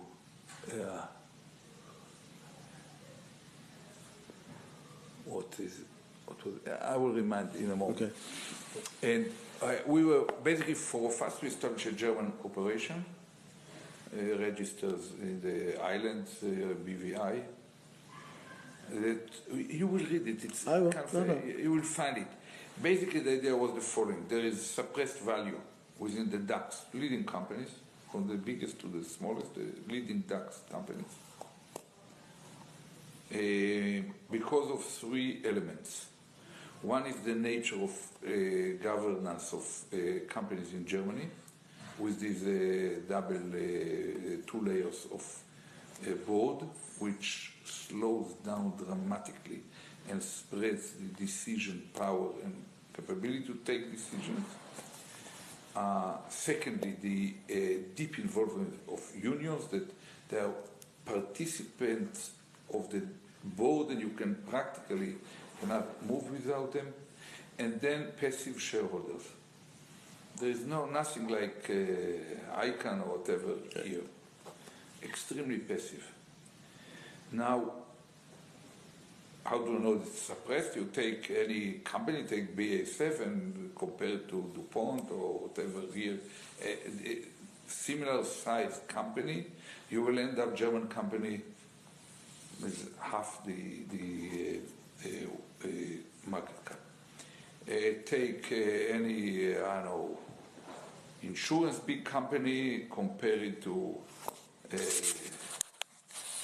even to Warren Buffett, which basically is an insurance company, finance other activities, and you will end up at much lower. But even if you compare them to any successful North American companies, and do it the same with in every aspect, and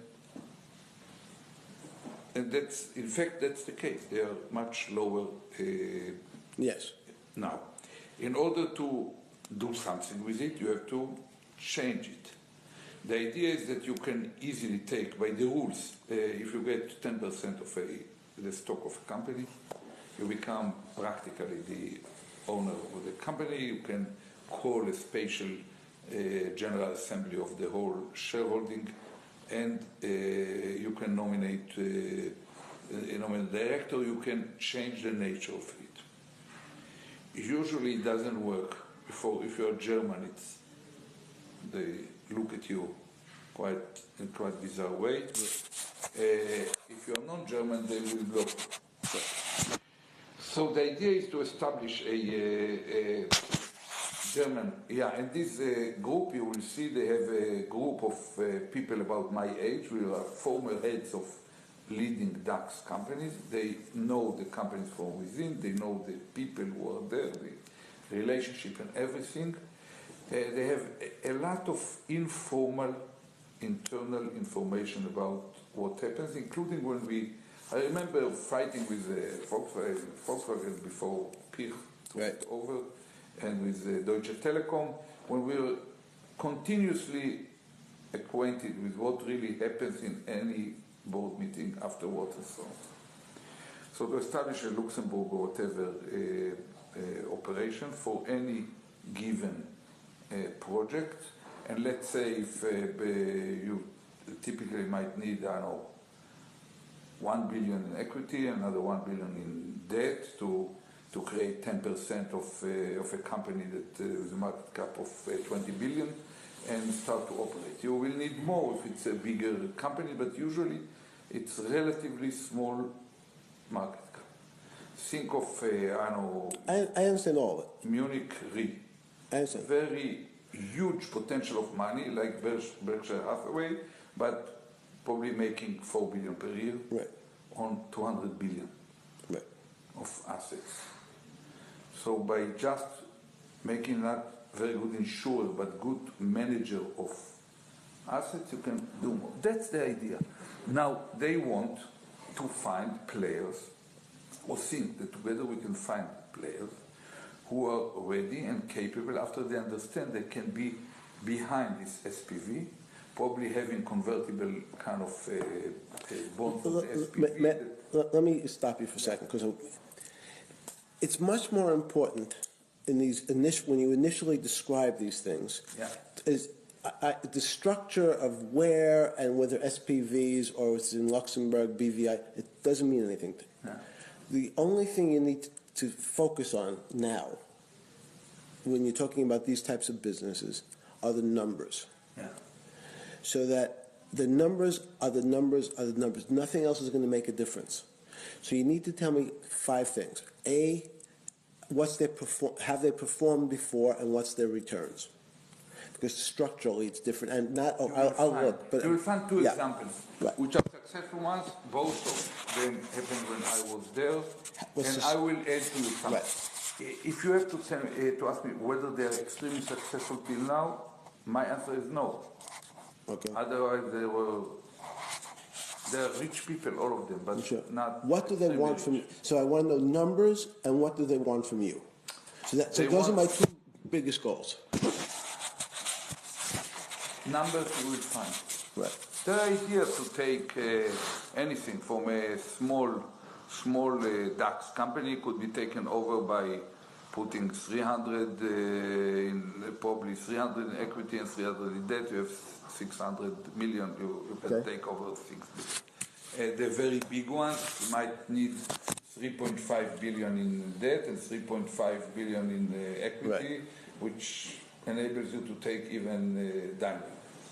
In fact, the only one who did what GCG has as a vision is Ferdinand Pirch when he took over Volkswagen.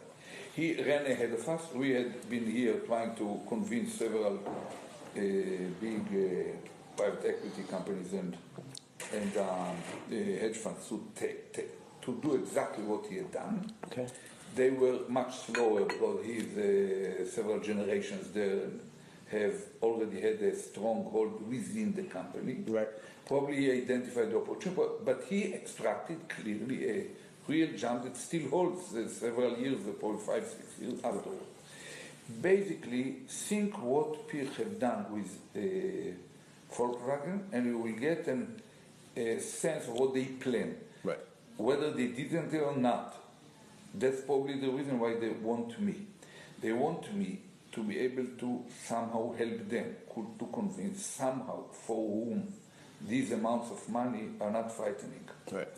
If we convince, for example, the sovereign fund of be it Singapore or the Emirates or China to be with us, or even a major Russian group to be with us, the GCG provides the front in Luxembourg, and they are behind it. They can, because if some sovereign fund will take over a major DAX company, it could end up politically. But so they want you to go to the sovereign funds.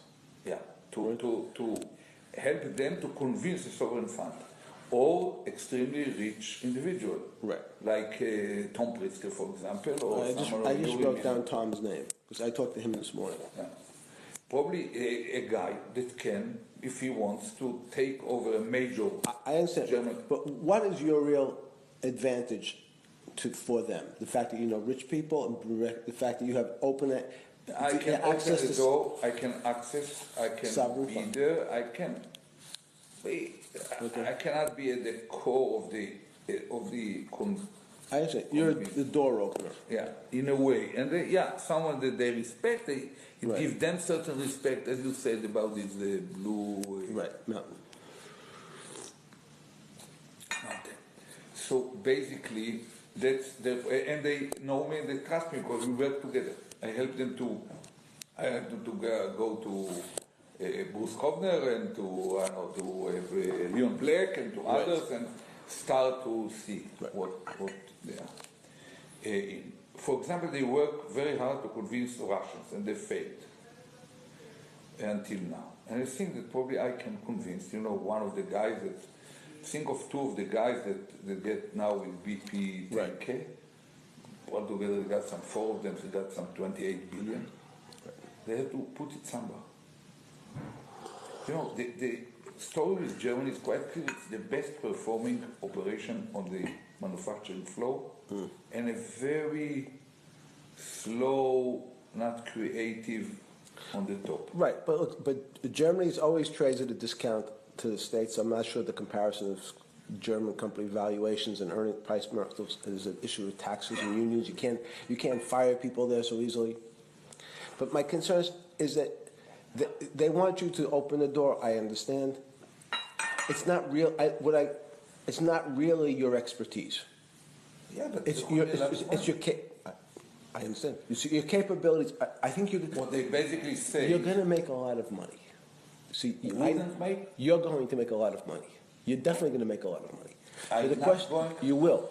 You're definitely going to make a lot of. You will make money. The question is which place you do it with. Okay. Look, I will show after we read it. I will show the concrete proposal that they sent to me. They gave an example. They say we are ready. We are going to get when we put the money. Assume for a moment you succeed in bringing us someone who can put $1 billion on equity for some project. Right. Big enough. Think, for example, of the China investment company. They run probably 400 billion. They can afford doing it if it's important. Yes. Okay, assume that we convince them.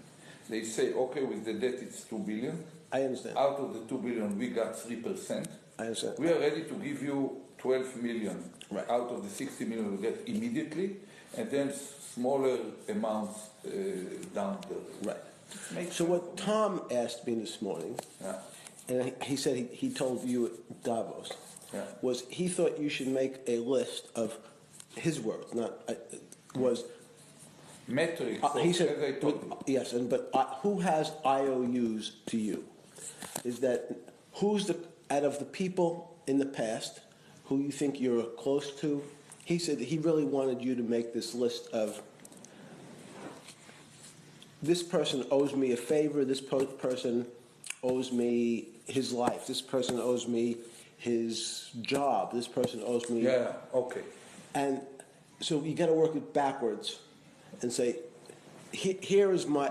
instead of thinking about what the opportunities are first, because right now you're focused on opportunities. Yeah. I need you to focus on your personal balance sheet in terms of competences. What's your real strengths? What's the liability? One of the liabilities is you're 71 years old, so you can't be in a business that takes 20 years to make money. Yeah. We have to make money in the next 3 years. So people, competence, things. So I talked to Ian yesterday. I asked him to come. Yeah. He flew in from London. He's for an hour. What was his impression from the... So same thing. Because he's very connected to Samsung. Very. Who? Samsung. Korean. Samsung? Yes. Yeah. Very. Yeah. They pay him $3 million a year. Just to make PR? Yes. He has 10 companies like that now. Oh. Okay? So he said there's this company called Lookout. He said he mentioned it to you. L-O-O-K-O-U-T. Yeah, you told me. Yep. He thinks they'll pay you $2 million to be on the board. Yeah, that would be good. I understood. Yeah.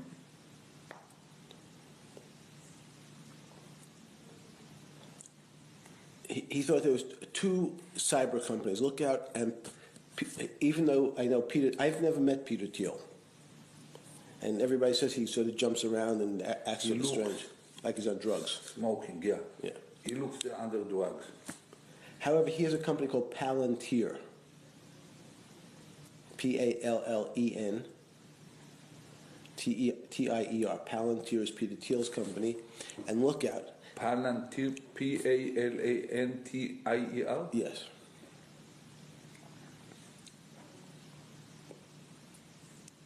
How you write Thiel? T-H-I-E-L-L-Y? T-H-I-E-L. Yeah. L-L-Y. No. T-H-I-E-L-L. Okay. So he thought that Peter would put you on the board of Palantir. Peter Thiel is one of the best. I've never met him. He's going to come here next week. So I wanted to talk to him after I talked to you. Okay. He and Andreessen, it's called Andreessen Horowitz. Andreessen Horowitz, that's what they pay Larry $1 million a year. Just to advise them. Andreas and? A-N-D-R-E-E-S-O-N,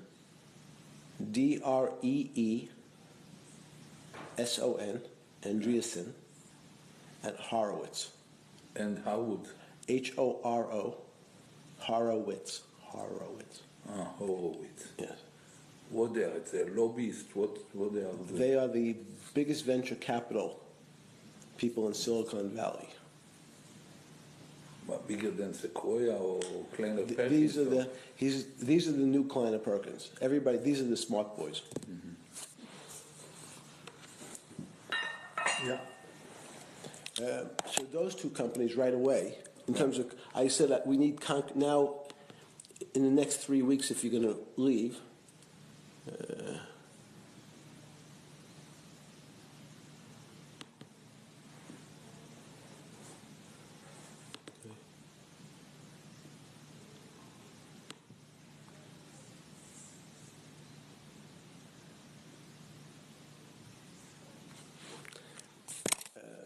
Those two right away. But let's go through more through. I need to see the numbers here before I have, so I can be intelligent. See the numbers. What is tempting there? That I know the people, and basically, you don't know more than one success on this scale, according to the contract that they proposed to me, to get basically much richer than I am now. I understand. Getting some $20 or $30 million along several years. I understand. Okay. So that's number one. Number two, a Swiss private bank. I'm going to meet with them in Zurich next week, or this coming. I fly tomorrow to Europe and going to meet with them. They basically asked me to help them to join something very similar to what, if I understand well, Tony or earlier Schultz was doing for JP Morgan. Okay. Namely, running certain kinds of international advisory boards that they don't have now to help them to push business. Yes. And they are very clear what they would like me to help them to approach effectively and convince people and players, family. They're like many other banks. They are moving or want to concentrate on high net worth individuals, family offices, some extremely big operations for some reason has to invest. They have quite known name. They are not as small and private and almost kind of confidential like Pictet or Lombard. And as a result, cleaner. I tried to check, I didn't find anything about them, but they told me, frankly, that they don't want to work with Americans. Right. Because even if I bring... Nobody works with Americans. Yeah, they told me it doesn't make sense from reputational point of view to work with Americans because they want to know everything, they want to publicize. It's not easy to the customer, not easy for us. So they want me to help them to reach sources of money to manage in whatever, Latin America. How big are they now? How big are they now? Do you know? I think between 150 to 250 billion in assets that they are managed. Mainly wealth, kind of private or these companies. I don't know exactly. They didn't reach this level.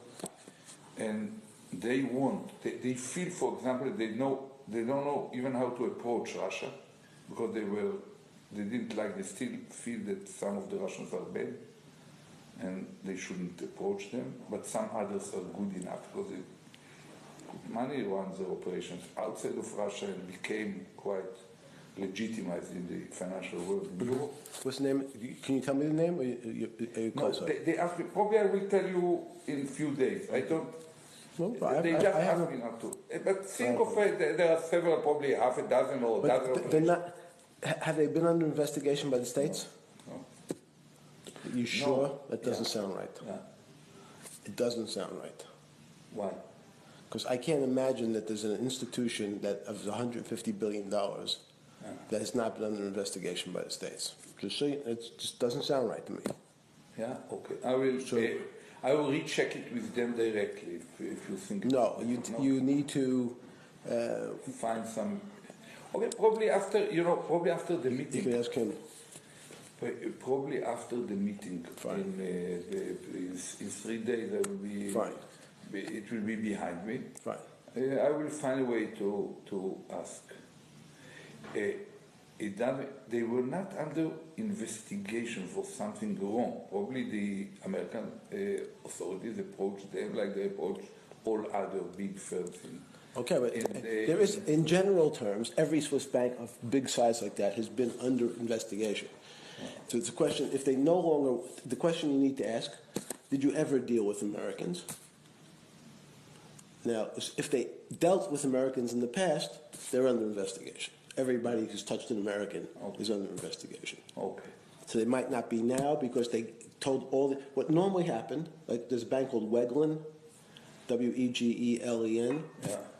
They were the big ones. Julius Baer, big ones. If you had an American, they told all the Americans, you must take your account out. All the Swiss banks. Yeah. We're no longer allowed to have American clients. Yeah. But the government says, look, I need to know who had accounts at your bank because they have not paid their taxes. Yeah. And we want their names. So there's been a big fight for most banks. So the banks said, we can't, under Swiss law, we can't give you the names. But we can give it to the Swiss government. And the Swiss government probably is going to yield to the Americans and order to give. Yes. By then, all the banks will give.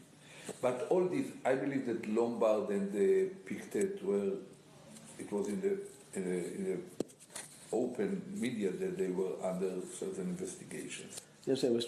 So but Credit Suisse and the UBS also had been under. Yes, big. And the Wegland and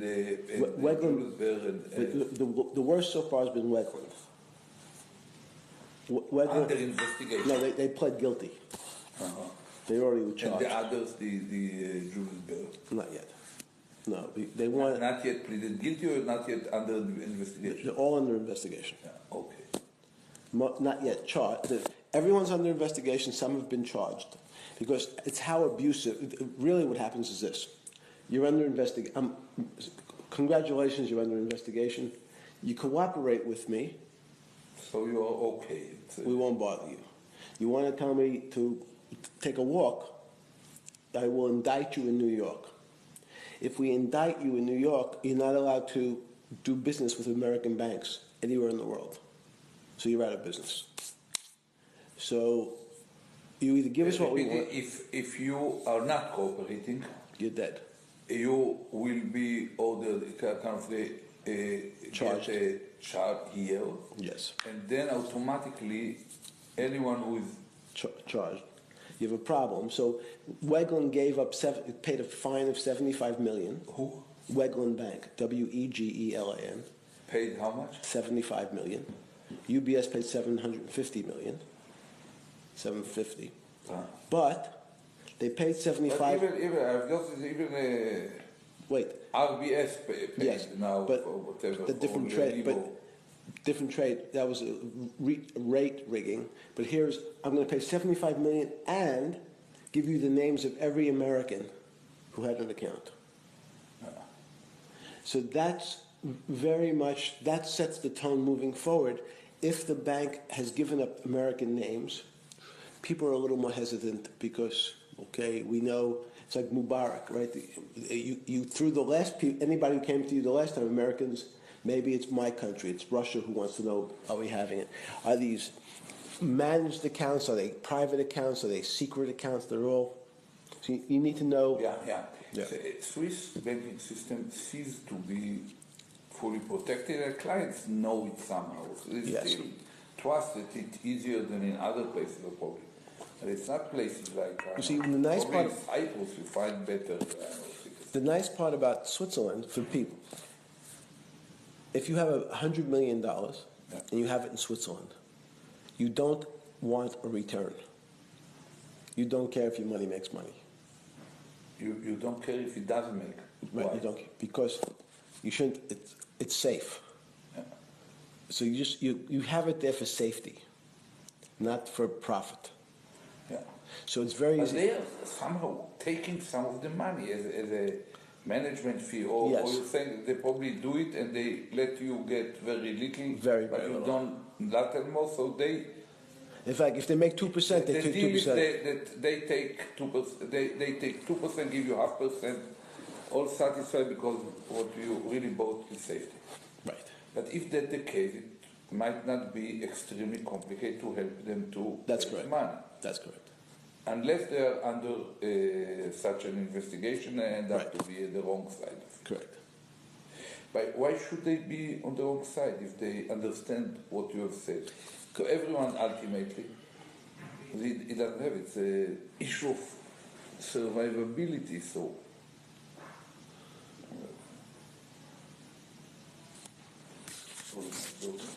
Hello? Hello? Hello? בסדר, מה אתה אומר? בסדר, אני פה בתוך פגישה.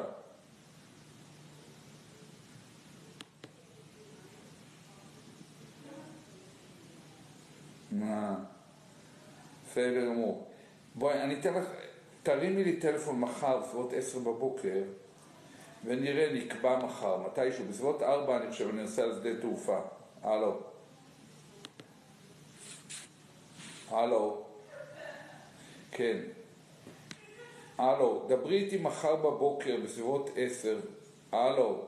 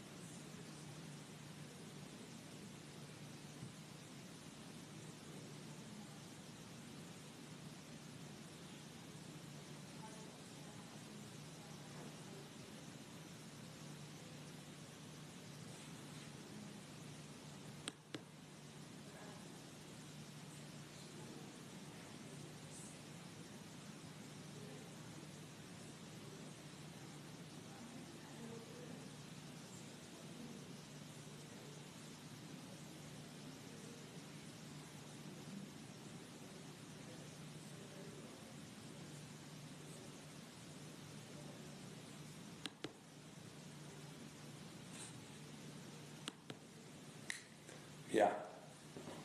Okay. Let's think of it. Go after you. We'll come better later to it. They want, basically, they seems to be interested. We never reached a point where they will tell me, okay, we want to send you an offer. They know that I'm going to leave only in several weeks. But probably after this meeting in Switzerland, they might send me a certain paper proposing that I'll be there. I don't know what they have in mind in terms of compensation. I don't want, I assume that they will find a way to give me a certain amount as a kind of basis, certain coverage of expenses could be quite high because they have to satisfy, in order to meet with the possible clients, to have to spend some time, I know, in Sardinia or in Gstaad or in Punta del Este or whatever. Did you talk numbers at all? No, never. And probably certain element of kind of performance or results-based bonus or compensation. Probably stretch over time. I think that there is basically, I didn't talk to them about it, but... And who are you speaking, you're speaking to the president or the owner? I spoke, they came to my house as a kind of just to our place in Tel Aviv, asked to meet with me. One of the, probably number 3 in the organization, together with one of the, probably the then CEO. Later on, I met with the CEO, and he spent 45 minutes with me for the first time. I know indirectly that he was quite impressed, and he made up his mind that he wants to see me there. And he asked me to meet with them, and to visit with them and to meet. Okay. So we will meet. I assume that he will cover some of the issues. Probably it will come to a point when, I will tell him, okay, if you're interested, send me an offer. I don't know how to continue from here. And I would appreciate if you give me some of your assessments or knowledge about how much they might propose, how much I might ask for, what could be something which is not outrageous. Outrageous, kind of trying to use me, so I don't. They basically seems to respect me because it's their initiative. So they came to me.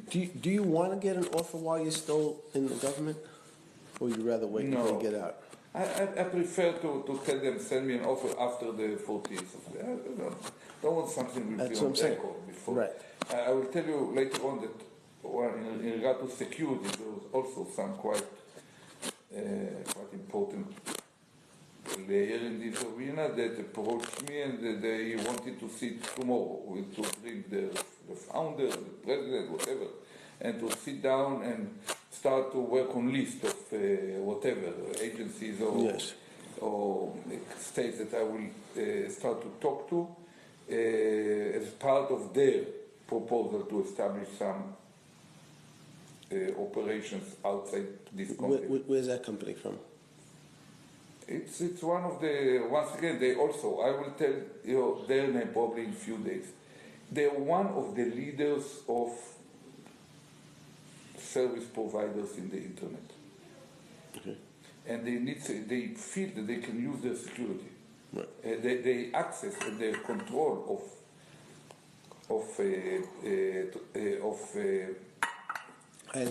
of the movement of material in the internet, the cloud, enables them to create, it gives them a huge leverage. And they're in quite good relationship here, but they think that I can help them to develop the same kind of relationship with many other countries. Okay. because they can find or identify the cyber attacks or deployment for attacks much earlier than the firewalls or those who are looking just around the machines themselves. Now, do you? My understanding. I mentioned it only because. Yeah, I mentioned it just to tell you that I deliberately delayed them at certain price because they want to. They also came to me. I didn't know. I knew the name, but they didn't know what they are doing. They came to me. They asked to meet with me. I didn't yet see the number one person. I see the president. This is the CEO, the real guy who runs it. But it seems that they're interested. And I delayed them too. I told them I cannot do it. It's not proper. Too many people in the room. It will end up that I started making business when I was still Minister of Defense, especially related to security. But I go back to that. I don't want the proposal before I end. But I want to draw from you certain feelings. What could be reasonable for them, and whether they might ask me to be exclusive. Does it make sense if America is not part of it? So why should they have any? For the next month, it's the same attitude, which is, look, I came here. I wanted to listen to what you have to offer. Yeah. I am very fortunate because. I'm going to make a decision by April. Yeah. Where I will devote my time. Yeah. I'm not going to make a decision before April 1st. Yeah. When's your last day? It's last day is 14 of March. Of March. If Bibi succeeds. Is it possible he doesn't succeed? It has no precedent, but it can happen. Theoretically, it can happen. But if then I'm going to lose $250,000 just for the first 6 weeks by have to cancel certain lectures that I already committed myself. I consider even to retire, to sack myself, to resign on the 14th. But it won't be read properly in Israel. People immediately will identify. They will find where I met, and the only thing I can say, okay, I planned it in advance. I cannot. But people say, what will happen if 2 days afterwards Syria will collapse? There is no experience. And what is the truth there? I know it happens in Syria. Syria is going to collapse. I don't know where, when. No, but what happens if Syria? I guess America's not going to go after Iran soon. I don't think. If something happens that's dramatic, if Hezbollah does something goofy, who else is going to? Here's one of my issues. I mean, even though you're disliked as a politician, if Israel has a military something or other, who's going to do it besides you? No, there will be, once there is a defense minister, he will do it, probably short of perfect, but he will do it with the government. He's not alone, there's an arm for it. I worry only about the technical situation that might be created. I hope it won't, if nothing happens. And then there is another round, and if the other round fails as well, after another, probably the mid of April, another round is failing. So within 90 days, namely May, June, July, at the beginning of July, there will be another election, after which there is another, it can end up the whole summer.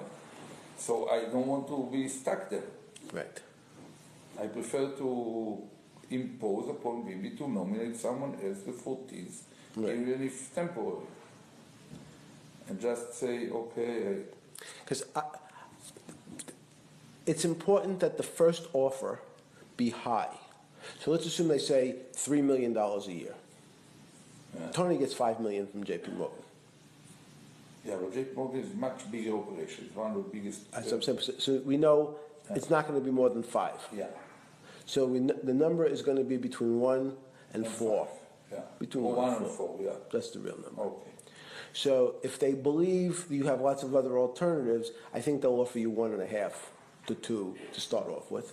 Yeah. And we'll negotiate, right, we're going to say, it's not, can't. Sorry. I thought you were serious. I thought you were a serious player. If $1.5 million, I can make that in 5 speeches for 5 days a year. I don't need it. Yeah. Now, in real life, though, once we really know, because you can't have yourself involved in a bank that does funny things. What is funny? Illegal. I don't think that that's the case. I don't know, but you don't know. Yeah, I don't care what you think. It's interesting, but we need to know that you can't. How can I know, and how can I present this? The very question raised doubts about their position. Is it? Well, once you tell me the name, we can have some sense. Okay. Who are their big clients? Are their big clients Africans, Russians, South Americans? No, that's exactly. They are not. There are many Europeans. But, the Italians have a problem. Yeah, they told me, quite frankly, that they hesitated to enter Russia because of reputational issues, Right. and that they are not almost. They are relatively weak in Latin America. They think that they have to go there, or Latin America and Central America, and they don't even know how to start to think about China. And they think that it's a rising power in terms of wealth. Do they have any other branches, any other countries? Yeah, they have probably hundreds of people working around. No. But do they have other branches? What's the Like a real business in Singapore? Do they have a bank in Singapore? Do they have a bank? I don't know. I don't think that they have banks in the normal. So I need to know more. I don't think that they have. I don't think that they are running. Retail for sure they don't have. I need to, and they don't have. I never see them on the kind of under signing signing operations or whatever. Probably they are doing it privately behind it. So instead of talking theory, when you're free to tell me the details, I can give you real information. Assessment. Yes. Okay. Yeah. Okay. So probably it will happen mid next week, probably Wednesday. And the security company when? After the 15th. No, they won't talk to you before that? No, they talked to me. I met with the president. Right. They sent a guy who is associated with them in Israel to talk to me. And they came indirectly, they came to me and asked for a meeting now, here or in their headquarters. To what country? Here. It's an American company. Yeah, big company. So it's they also want, but I cannot, they didn't mention numbers, but from what I know, to be a member of the board of American company could be, $500,000 a year or so. Probably 300,000, probably $500,000, depends on it. Right. And okay, if they do it just to get it, they probably will ask, according to what they arranged for this meeting, they are very extremely practical people. They want me to help them because they believe that outside of this continent, in this continent they are quite well connected. But once again, I noticed that they raised the eyebrows when they learn whom I know personally here from the people they are fighting to convince the hierarchy underneath them to work. But is it a public company? Yeah, publicly traded. Okay. But they don't have this kind of access to Germany. Right, but publicly traded companies are easier because most of the information is available.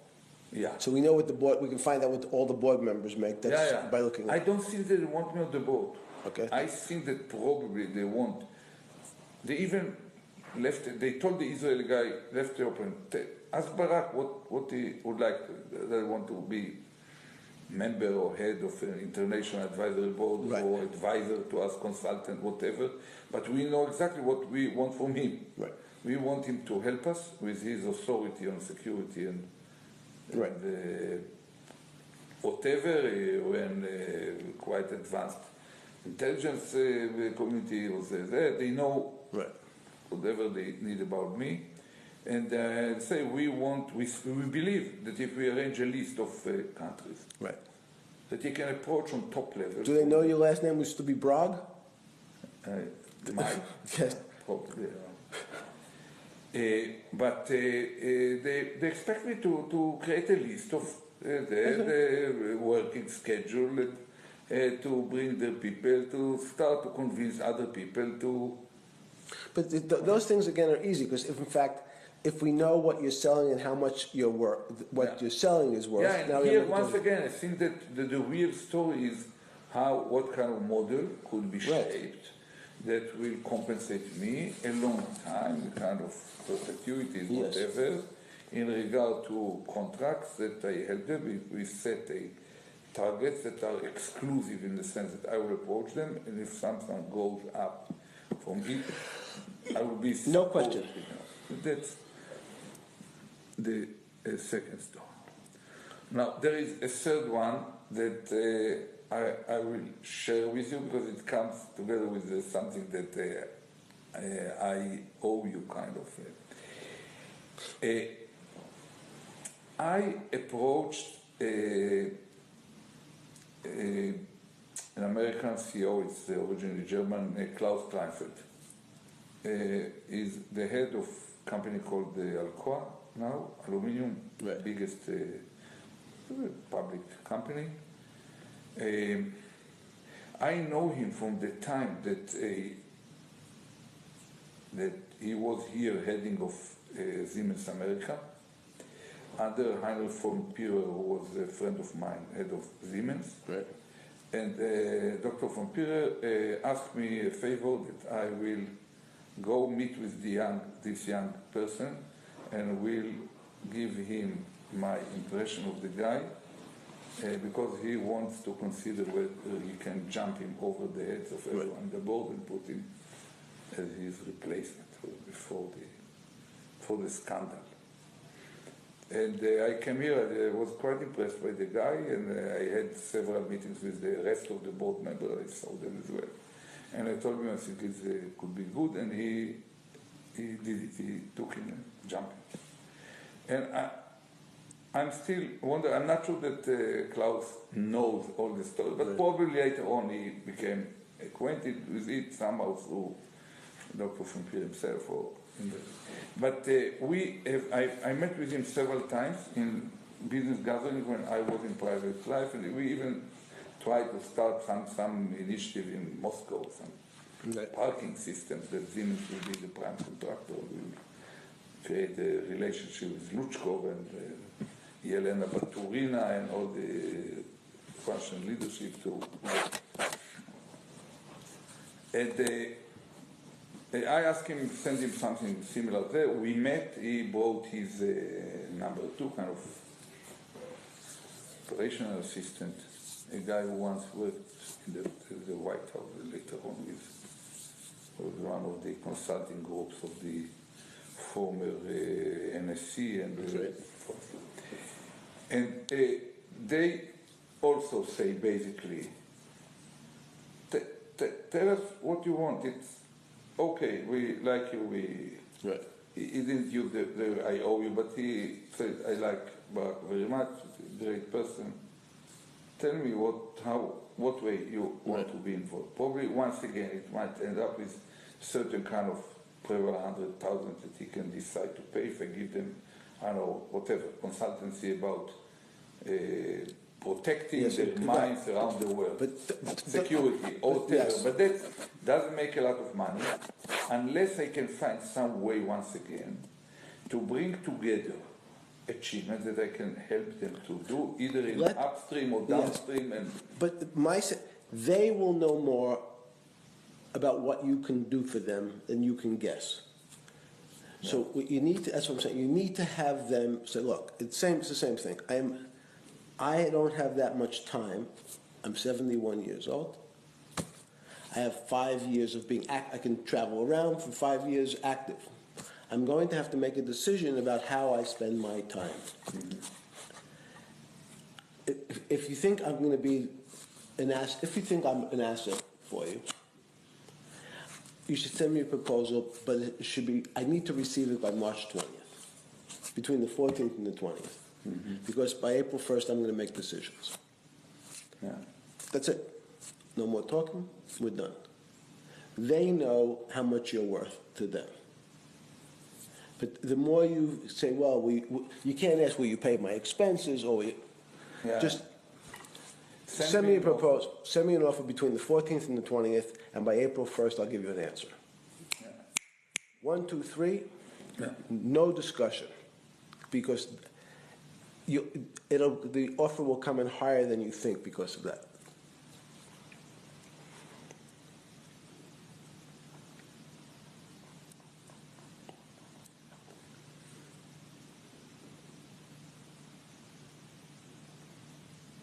I like the security company more than I like the bank. The security company, you can't get in trouble.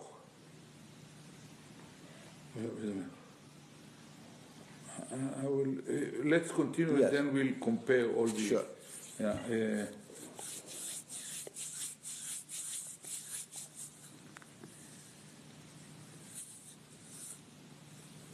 Oh, it was in March. Yes, March 14th and the 20th. As if you're giving them an order.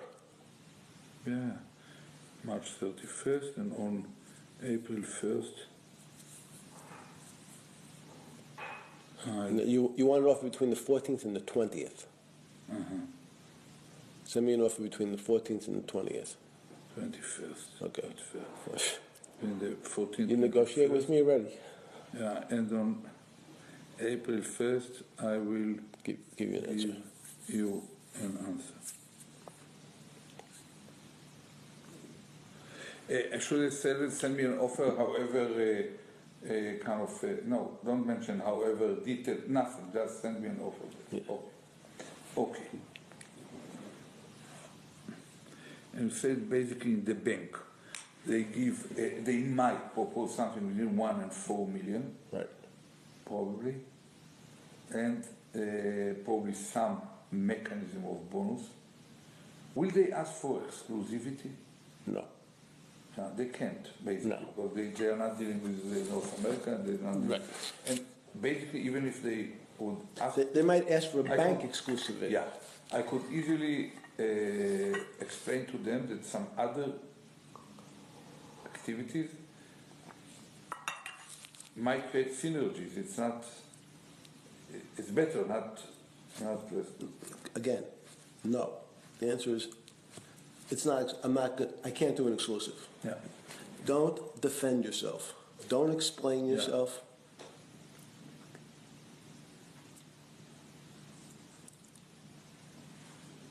Yeah, I can give them kind Give them less than more. of range, and Would you consider exclusivity? No. No.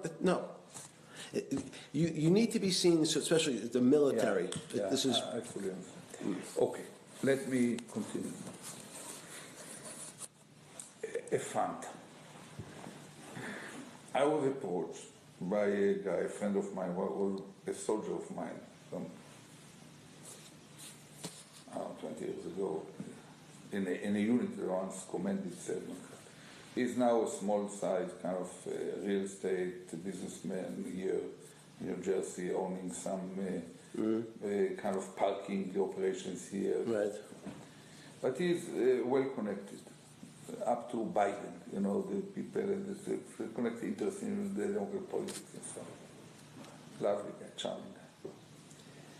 He came to me and said the following: I feel very strongly that small funds, probably between 3 to 8 or 9 billion dollars in size, will be extremely interested. They, not the big ones who have their own foreign ministries, but the small ones would be interested in having you just because of your name, you can go, something very similar to what you told me about Blue Mountain. And he thinks that without even checking with them, he told me I know one or two of those guys that might easily want to pay you $1 million just to use your name, or $2 million to tell that you are one of the, and it works for them because otherwise no one takes it. He mentioned one name. Are you going to tell me that name, or you're not going to tell me that name either? No, Jimmy Walker. But the name sounded to me something bad, because that was a guy that once, I met him several years ago here, and he was somehow dealing with running money for the Assad family or something like this. For the Assad family? Yeah. Jimmy Walker, probably the name. I will tell you the rest of the names as well, long before the March 14, let's say.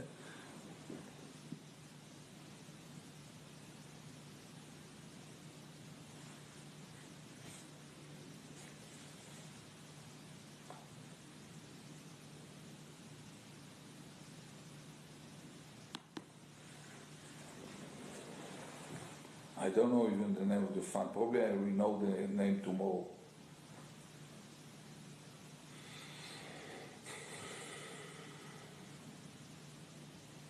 As the hedge fund is here?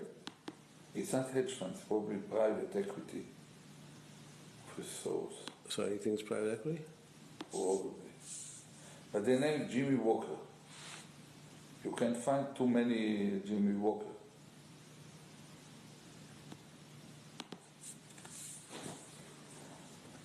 I might be able to tell you tomorrow more details what this, or probably there are others. I don't know what he has in mind. I'm going to meet this guy. Is that him?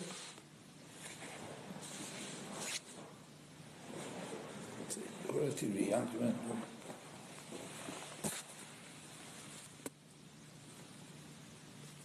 Was he in Washington firm? Yeah, probably. Either Washington or New York. I met him here.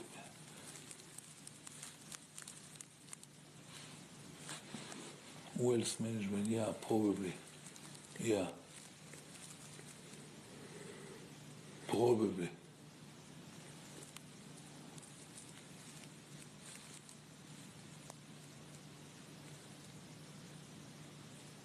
How old is he? No, that one is too old.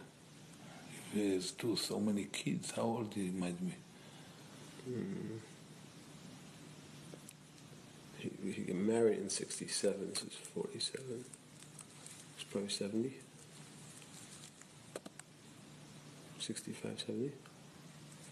50? 65, 70? No. Okay. No. Can't be that.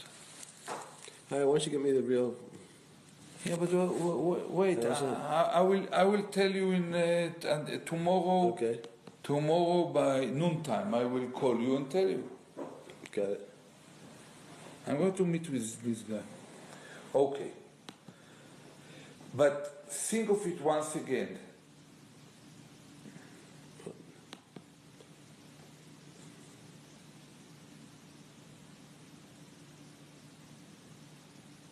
Is it Golden City? Probably. How it looks.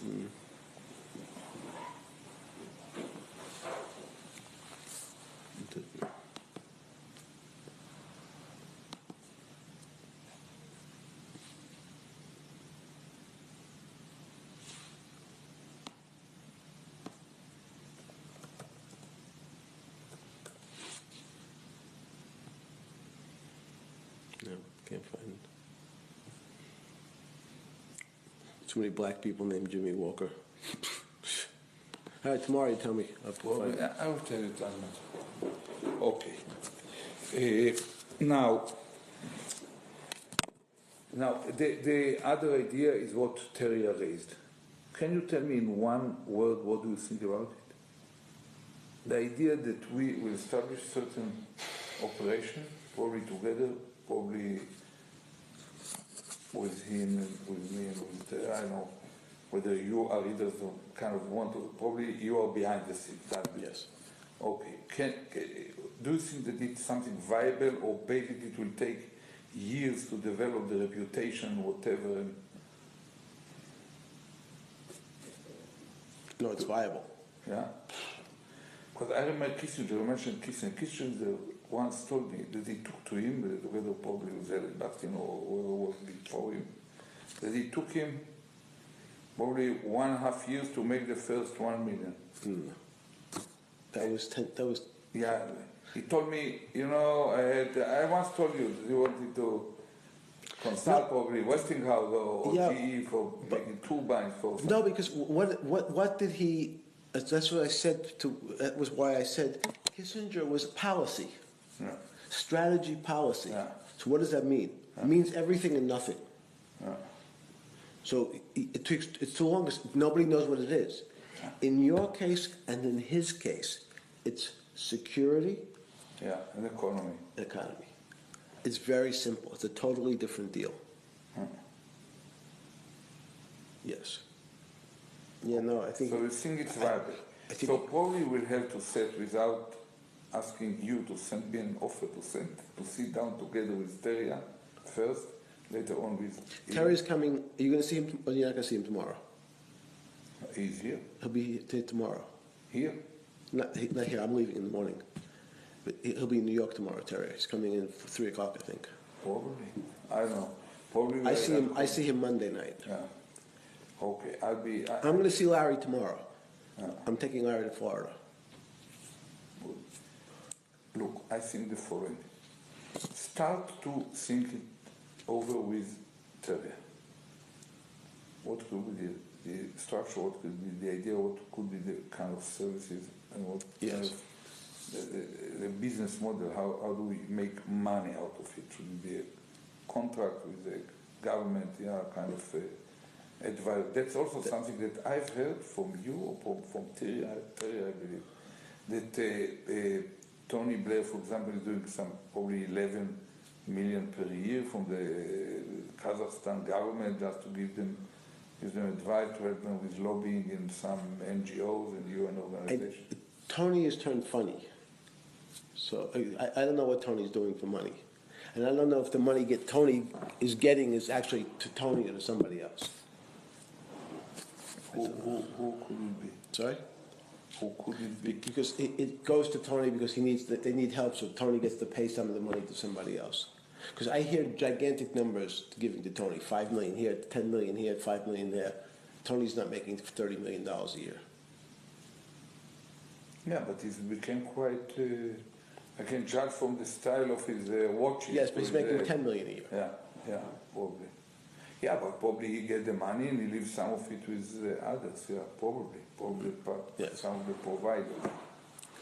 But again, see, Tony is much more. You have, for the moment, and that's one of the things is we have to do it fast.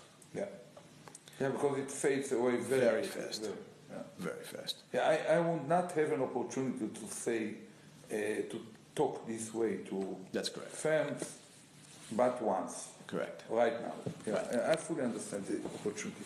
Okay, but this one is also something that we have to discuss, because we can do it beyond anything else, and it can end up being both the advice for them and probably part of the model is the capacity to provide opportunity to we are advising some country which have kind of bauxite, and we get the don't worry about that.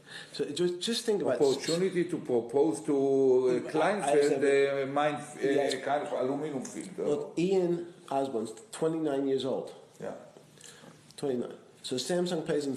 He has 10 clients, pay him $3 million, and he does investments for them. He does. So Samsung founder fees for investment. No. They said because he's internet. Yeah. They said we're going to give you $100 million. Find us internet companies to buy, and you get 30% of the profit. That's separate from his $3 million a year. And he doesn't know anything. This is brand new for him. and he doesn't have your stature. So that's the concept. It's $3 million a year, and if you find investment. Yeah, but he's something else. I've noticed that he's socialite. He's a kind of man who entertains himself, entertains people around, he genuinely enjoy being in continuous party with people and work, He's in a way a workaholic of social relationship, where I'm a little bit more like Obama. If I have to choose, I prefer to sit alone in a room rather than to intervene. And it's not, I cannot argue that it's a forte of mine to entertain people. I can be serious with them. I can. But that's why. Since you're not an entertainer, you can't explain yourself. That's my point. You have to. You seem to be military, and you need to keep that in mind. You don't want to be what they want. You need to be what they think of you. Yeah, they think of you as military. It has to be crisp, clear, and precise. I'll come back to Ian Osborne. Okay. So start to think about it. Yes. I think that it's a good idea. Now, Pritzker asked me the same. Tell me, try to make a matrix saying what are your kind of areas where you have certain genuine... Do you have any... Can you help him in Iraq? No. Okay. Not really. Probably within the Kurdish area, yes, but with the Iraqi government, I don't believe. Okay. No, I don't. And not Turkey? I can do it indirectly. For example, I met yesterday David Petraeus. I'm one of the only ones who keep kind of respecting him in public. Where is he? He's now, I met him with his wife, his Holly, in a gathering that Katie Reynolds arranged some dinner for me on the roof of the Adams, and he stood up to congratulate me. Right. I was quite embarrassed. I didn't know how to respond, but we talked a little bit. He's one of the most respected people, clearly have connections in Iraq. I can create a contact with him. Tom already knows him pretty well. Tom thinks he doesn't need me. Right. But he also thinks he's potentially toxic. Probably, in terms of his background. Okay. I can easily find... What's he going to do, Petraeus? I believe he's looking for opportunities in the private equity. Mm-hmm. Probably to join hands with one of the players. Private equity help them take some money. Mm-hmm. Like what was his name? The commander of the Balkans that... General Clark. Wesley Clark. Wesley Clark. Wrapped himself with the flag. And sometimes. What's Panetta going to do? I don't know. He told me I'm going to invite you to give a speech, not for free, in the Panetta Foundation in something. He wants to rest, but we contemplated establishing an operation where Jeremy Basha was his aide, right, and Yoni Koren will be our office and censors, and they will bring ideas where either one of us can do something. We do it together, establish some kind of... You like Panetta? I like him very much. I like him, I trust him, we can work together well. That could be interesting as well. If I can, he told me I will teach you golf, and he plays the piano. He does? See, even Panetta, you and him. Yeah, could be better than with Ferrer. Probably. I can raise it with Panetta. That's a strong deal. Yeah. Okay, but he basically he feels quite satisfied. I think he told me I probably will do some boards, some whatever. Right. He's kind of guy, I believe that he's about my age, probably a year older or younger, I don't know. So he probably might think that he's okay, it's great to live in Carmel or Monterey, wherever he lives, at a farm, whatever. So the way that he raised it signaled to me that he preferred that some younger guys will do most of the job for us, and we step in when it's becomes absolutely necessary to make sure that something is closed. Okay. So and the chairman of the Joint Chiefs, the guy who was testified, Dempsey. yes, Dempsey is still in service, but I can, for example, take Mullen. right, Mullen, he might know, is now in business, or McChrystal. McChrystal is also could be toxic in a way, probably in a different way. So, but who do you have the best relationship with? Pineda? Yeah, Okay. among the security Yes. people in America. Yeah, by far. I know Gates for a longer time, but he's a kind of cold fish. We were friendly, we were there. I visited him when we were both in. He headed some university somewhere in a remote place in A&M University in If Iran goes nuclear, yeah.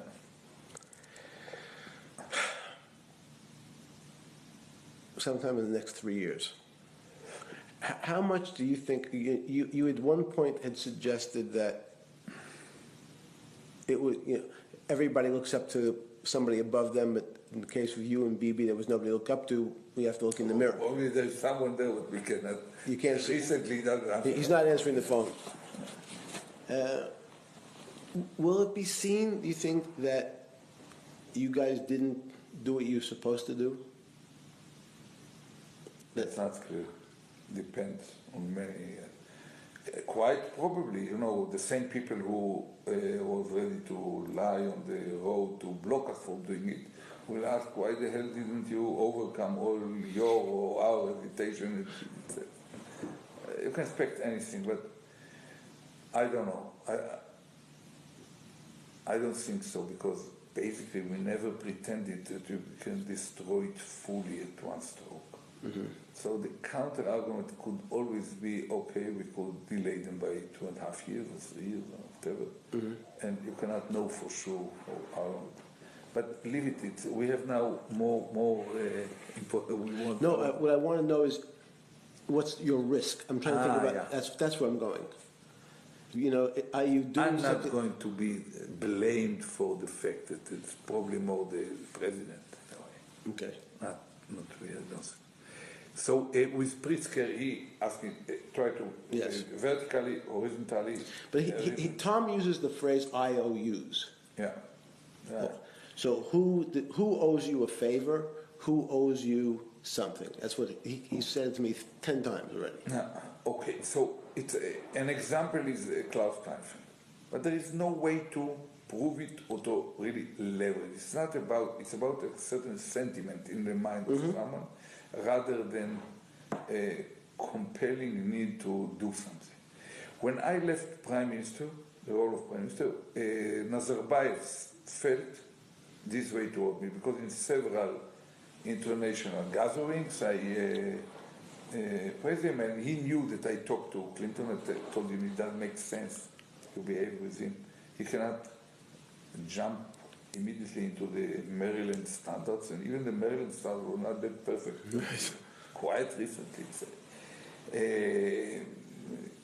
And, so he felt this way. And once I used it, I went there some 7 years ago, brought with me an Israeli billionaire with a Kazakhstan billionaire, and they waited until then, we had that, and he asked, what do you want? And they described some big operation to take gas and oil from Turkmenistan across their area jointly. And nothing ended up. And since then, 10 years, it's a long time. I cannot think of someone who owes me something. I have very good, I have very good relationship that stems out of certain sentiment with Putin. I can approach it, I can talk to him in a way that few, I believe, dare to or feel free to do, and I always find him responsive, very warm, very kind of, you can see me from a long distance. But did you have a relationship when you were prime minister or defense minister with someone from Turkish government, someone from the Jordanians? Yeah. Who you who was it? Before you used to have a good relationship with Suleiman, right? With Egypt's Suleiman, what was yeah, that? Omar Sliman. Right. Yeah, with Omar Sliman I worked for years. He liked you. Yeah. I remember. Yeah, but he really owed us. But he owed us his career in a way, and Mubarak owed us a lot in more than one way. right. So they were in a sensitive moment. You can always look at him at the eye and remind him that you remembered our relation that started now for many, many years, and it became based on mutual trust and readiness to Yes. extract a hand to each other at critical points, and it will immediately Right. bring to his memory. I don't think. So that's the question. So who else? Let me just finish the cookie. Who else like that? Because that's the thing Tom was asking. That's that type of person.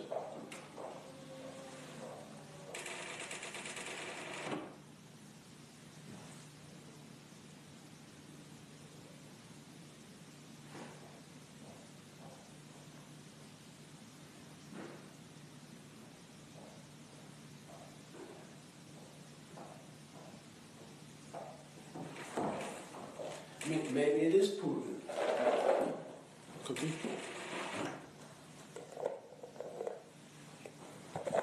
Putin is a guy.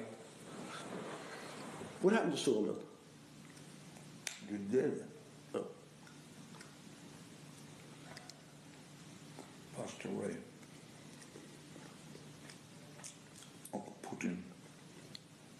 If I depart, send a message to him, and I left. Mama, I want to meet with him, he will accept me. And if I will ask a favor that he can influence, he'll probably do it. As a kind of sign of trust, and it for him, for many reasons, it doesn't cost a lot. Not let it happen. I don't want to end in the way that Schroeder ended with him. Schroeder did the same. So they nominated him to be the representative of Gazprom in Germany or New York, whatever, and to be responsible for the pipe that he approved. Right. So, before he left.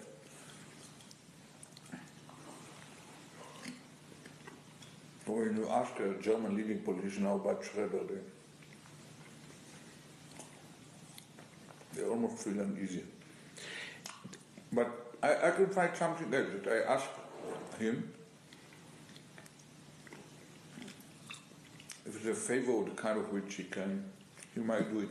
How often you talk? When was the last time you spoke to him? Or dealt with him? 2 years? No, a year. Yeah. I don't talk to him often. So what I would do? It's something that then from the day one that he came to the Kremlin as a prime minister, he replaced a guy named Stepashin. I was already prime minister. I visited Yeltsin when Stepashin was there, and then visited them when the Putin just came in, was still kind of new. And since then we kept good relations. We visited him in Sochi, in St. Petersburg, in Moscow. Visiting socially or business-wise? Socially. with I told him that I'm going, I don't remember to where, probably. I don't remember. And he asked, come to Moscow. I said, okay, I come to Moscow. He said, oh no, I'm in Sochi. Please come to Sochi. I came to Sochi. We just sat down with him in his palace. He proposed we will play, billiard or whatever. When he kind of he hugs me and that reminds a story that I told him. And that there is some sense of, because I'm telling him the truth about him, and I'm talking to him very frankly. Right. And he, frankly, kind of someone that looks him at the eye level, right, talks to him, say, I don't think that you are doing the right thing for you and for Russia and this or that. I think you should look at things, and he listens very carefully. He respects this way of direct talk. I don't think that there are anyone who really owes me something in the sense that. No, but nobody means that. Oh, in a way, Ban Ki-moon doesn't owe me anything. But I believe that a long time he developed a kind of respect for me. I helped him to appear better in many small cases along the way. He told me bluntly that he's ready to help me the moment I see, even in his country. So the key would be I would think about, not decided, that at some point you can say, look, I would send a note to Putin, say I'm going to leave government in March 14th. I'm going to be in Scandinavia, or I plan to be in Northern Europe. We should have dinner. That's it. No more. It has to be very short. In terms of recent military responsibility for you, how would you describe your strength now? Is it, I read is it strategy, operations, tactics? How do you think about? Putin for dinner. Or you can meet tea or vodka. Or you can meet somebody. Are you going to be in Paris? We should make a plan to meet sometime in the next 2 months. Yeah, I can just tell him I would like to meet with you. That's it. Right. He will say come. Right, but you say nothing. He will say come. Right. He loves to sit with me and talk. Always with someone, because he doesn't trust his English. He takes one of his personal kind of aids. Okay. What was the next point? Well, the question I want to know is, in terms of your military competence. Let me tell you, I sat down yesterday for the second time, a week earlier in Tel Aviv, with the lady who runs Lockheed Martin. And I talked to her about the elections in what weighs them downstream, the risk that the F-35 is the last fighter with the pilot in it, for good reasons, and that probably many countries will not buy it, and even those who bought it might show reluctant to see a reduction in performance or climbing prices. And basically that, unlike the situation 20 years ago, the decision makers are not really looking for fighters that will win a war, because they don't believe that there will be a war with the term in the life cycle of the airplane. So they are ready to settle for something much simpler, cheaper, that still flies. And yes. And I talked to her about the need to balance what weights. I thought, I looked at her. She's an intelligent woman that was pushed under the circumstances into the top role. I think that no one at her leadership talks to her this way without insulting her or something like that. Much more authority, knows what is good, what happens, followed the industry Yes. as the generation before, and she was just, and she's not very fat, she's almost 60, probably 57, I don't know.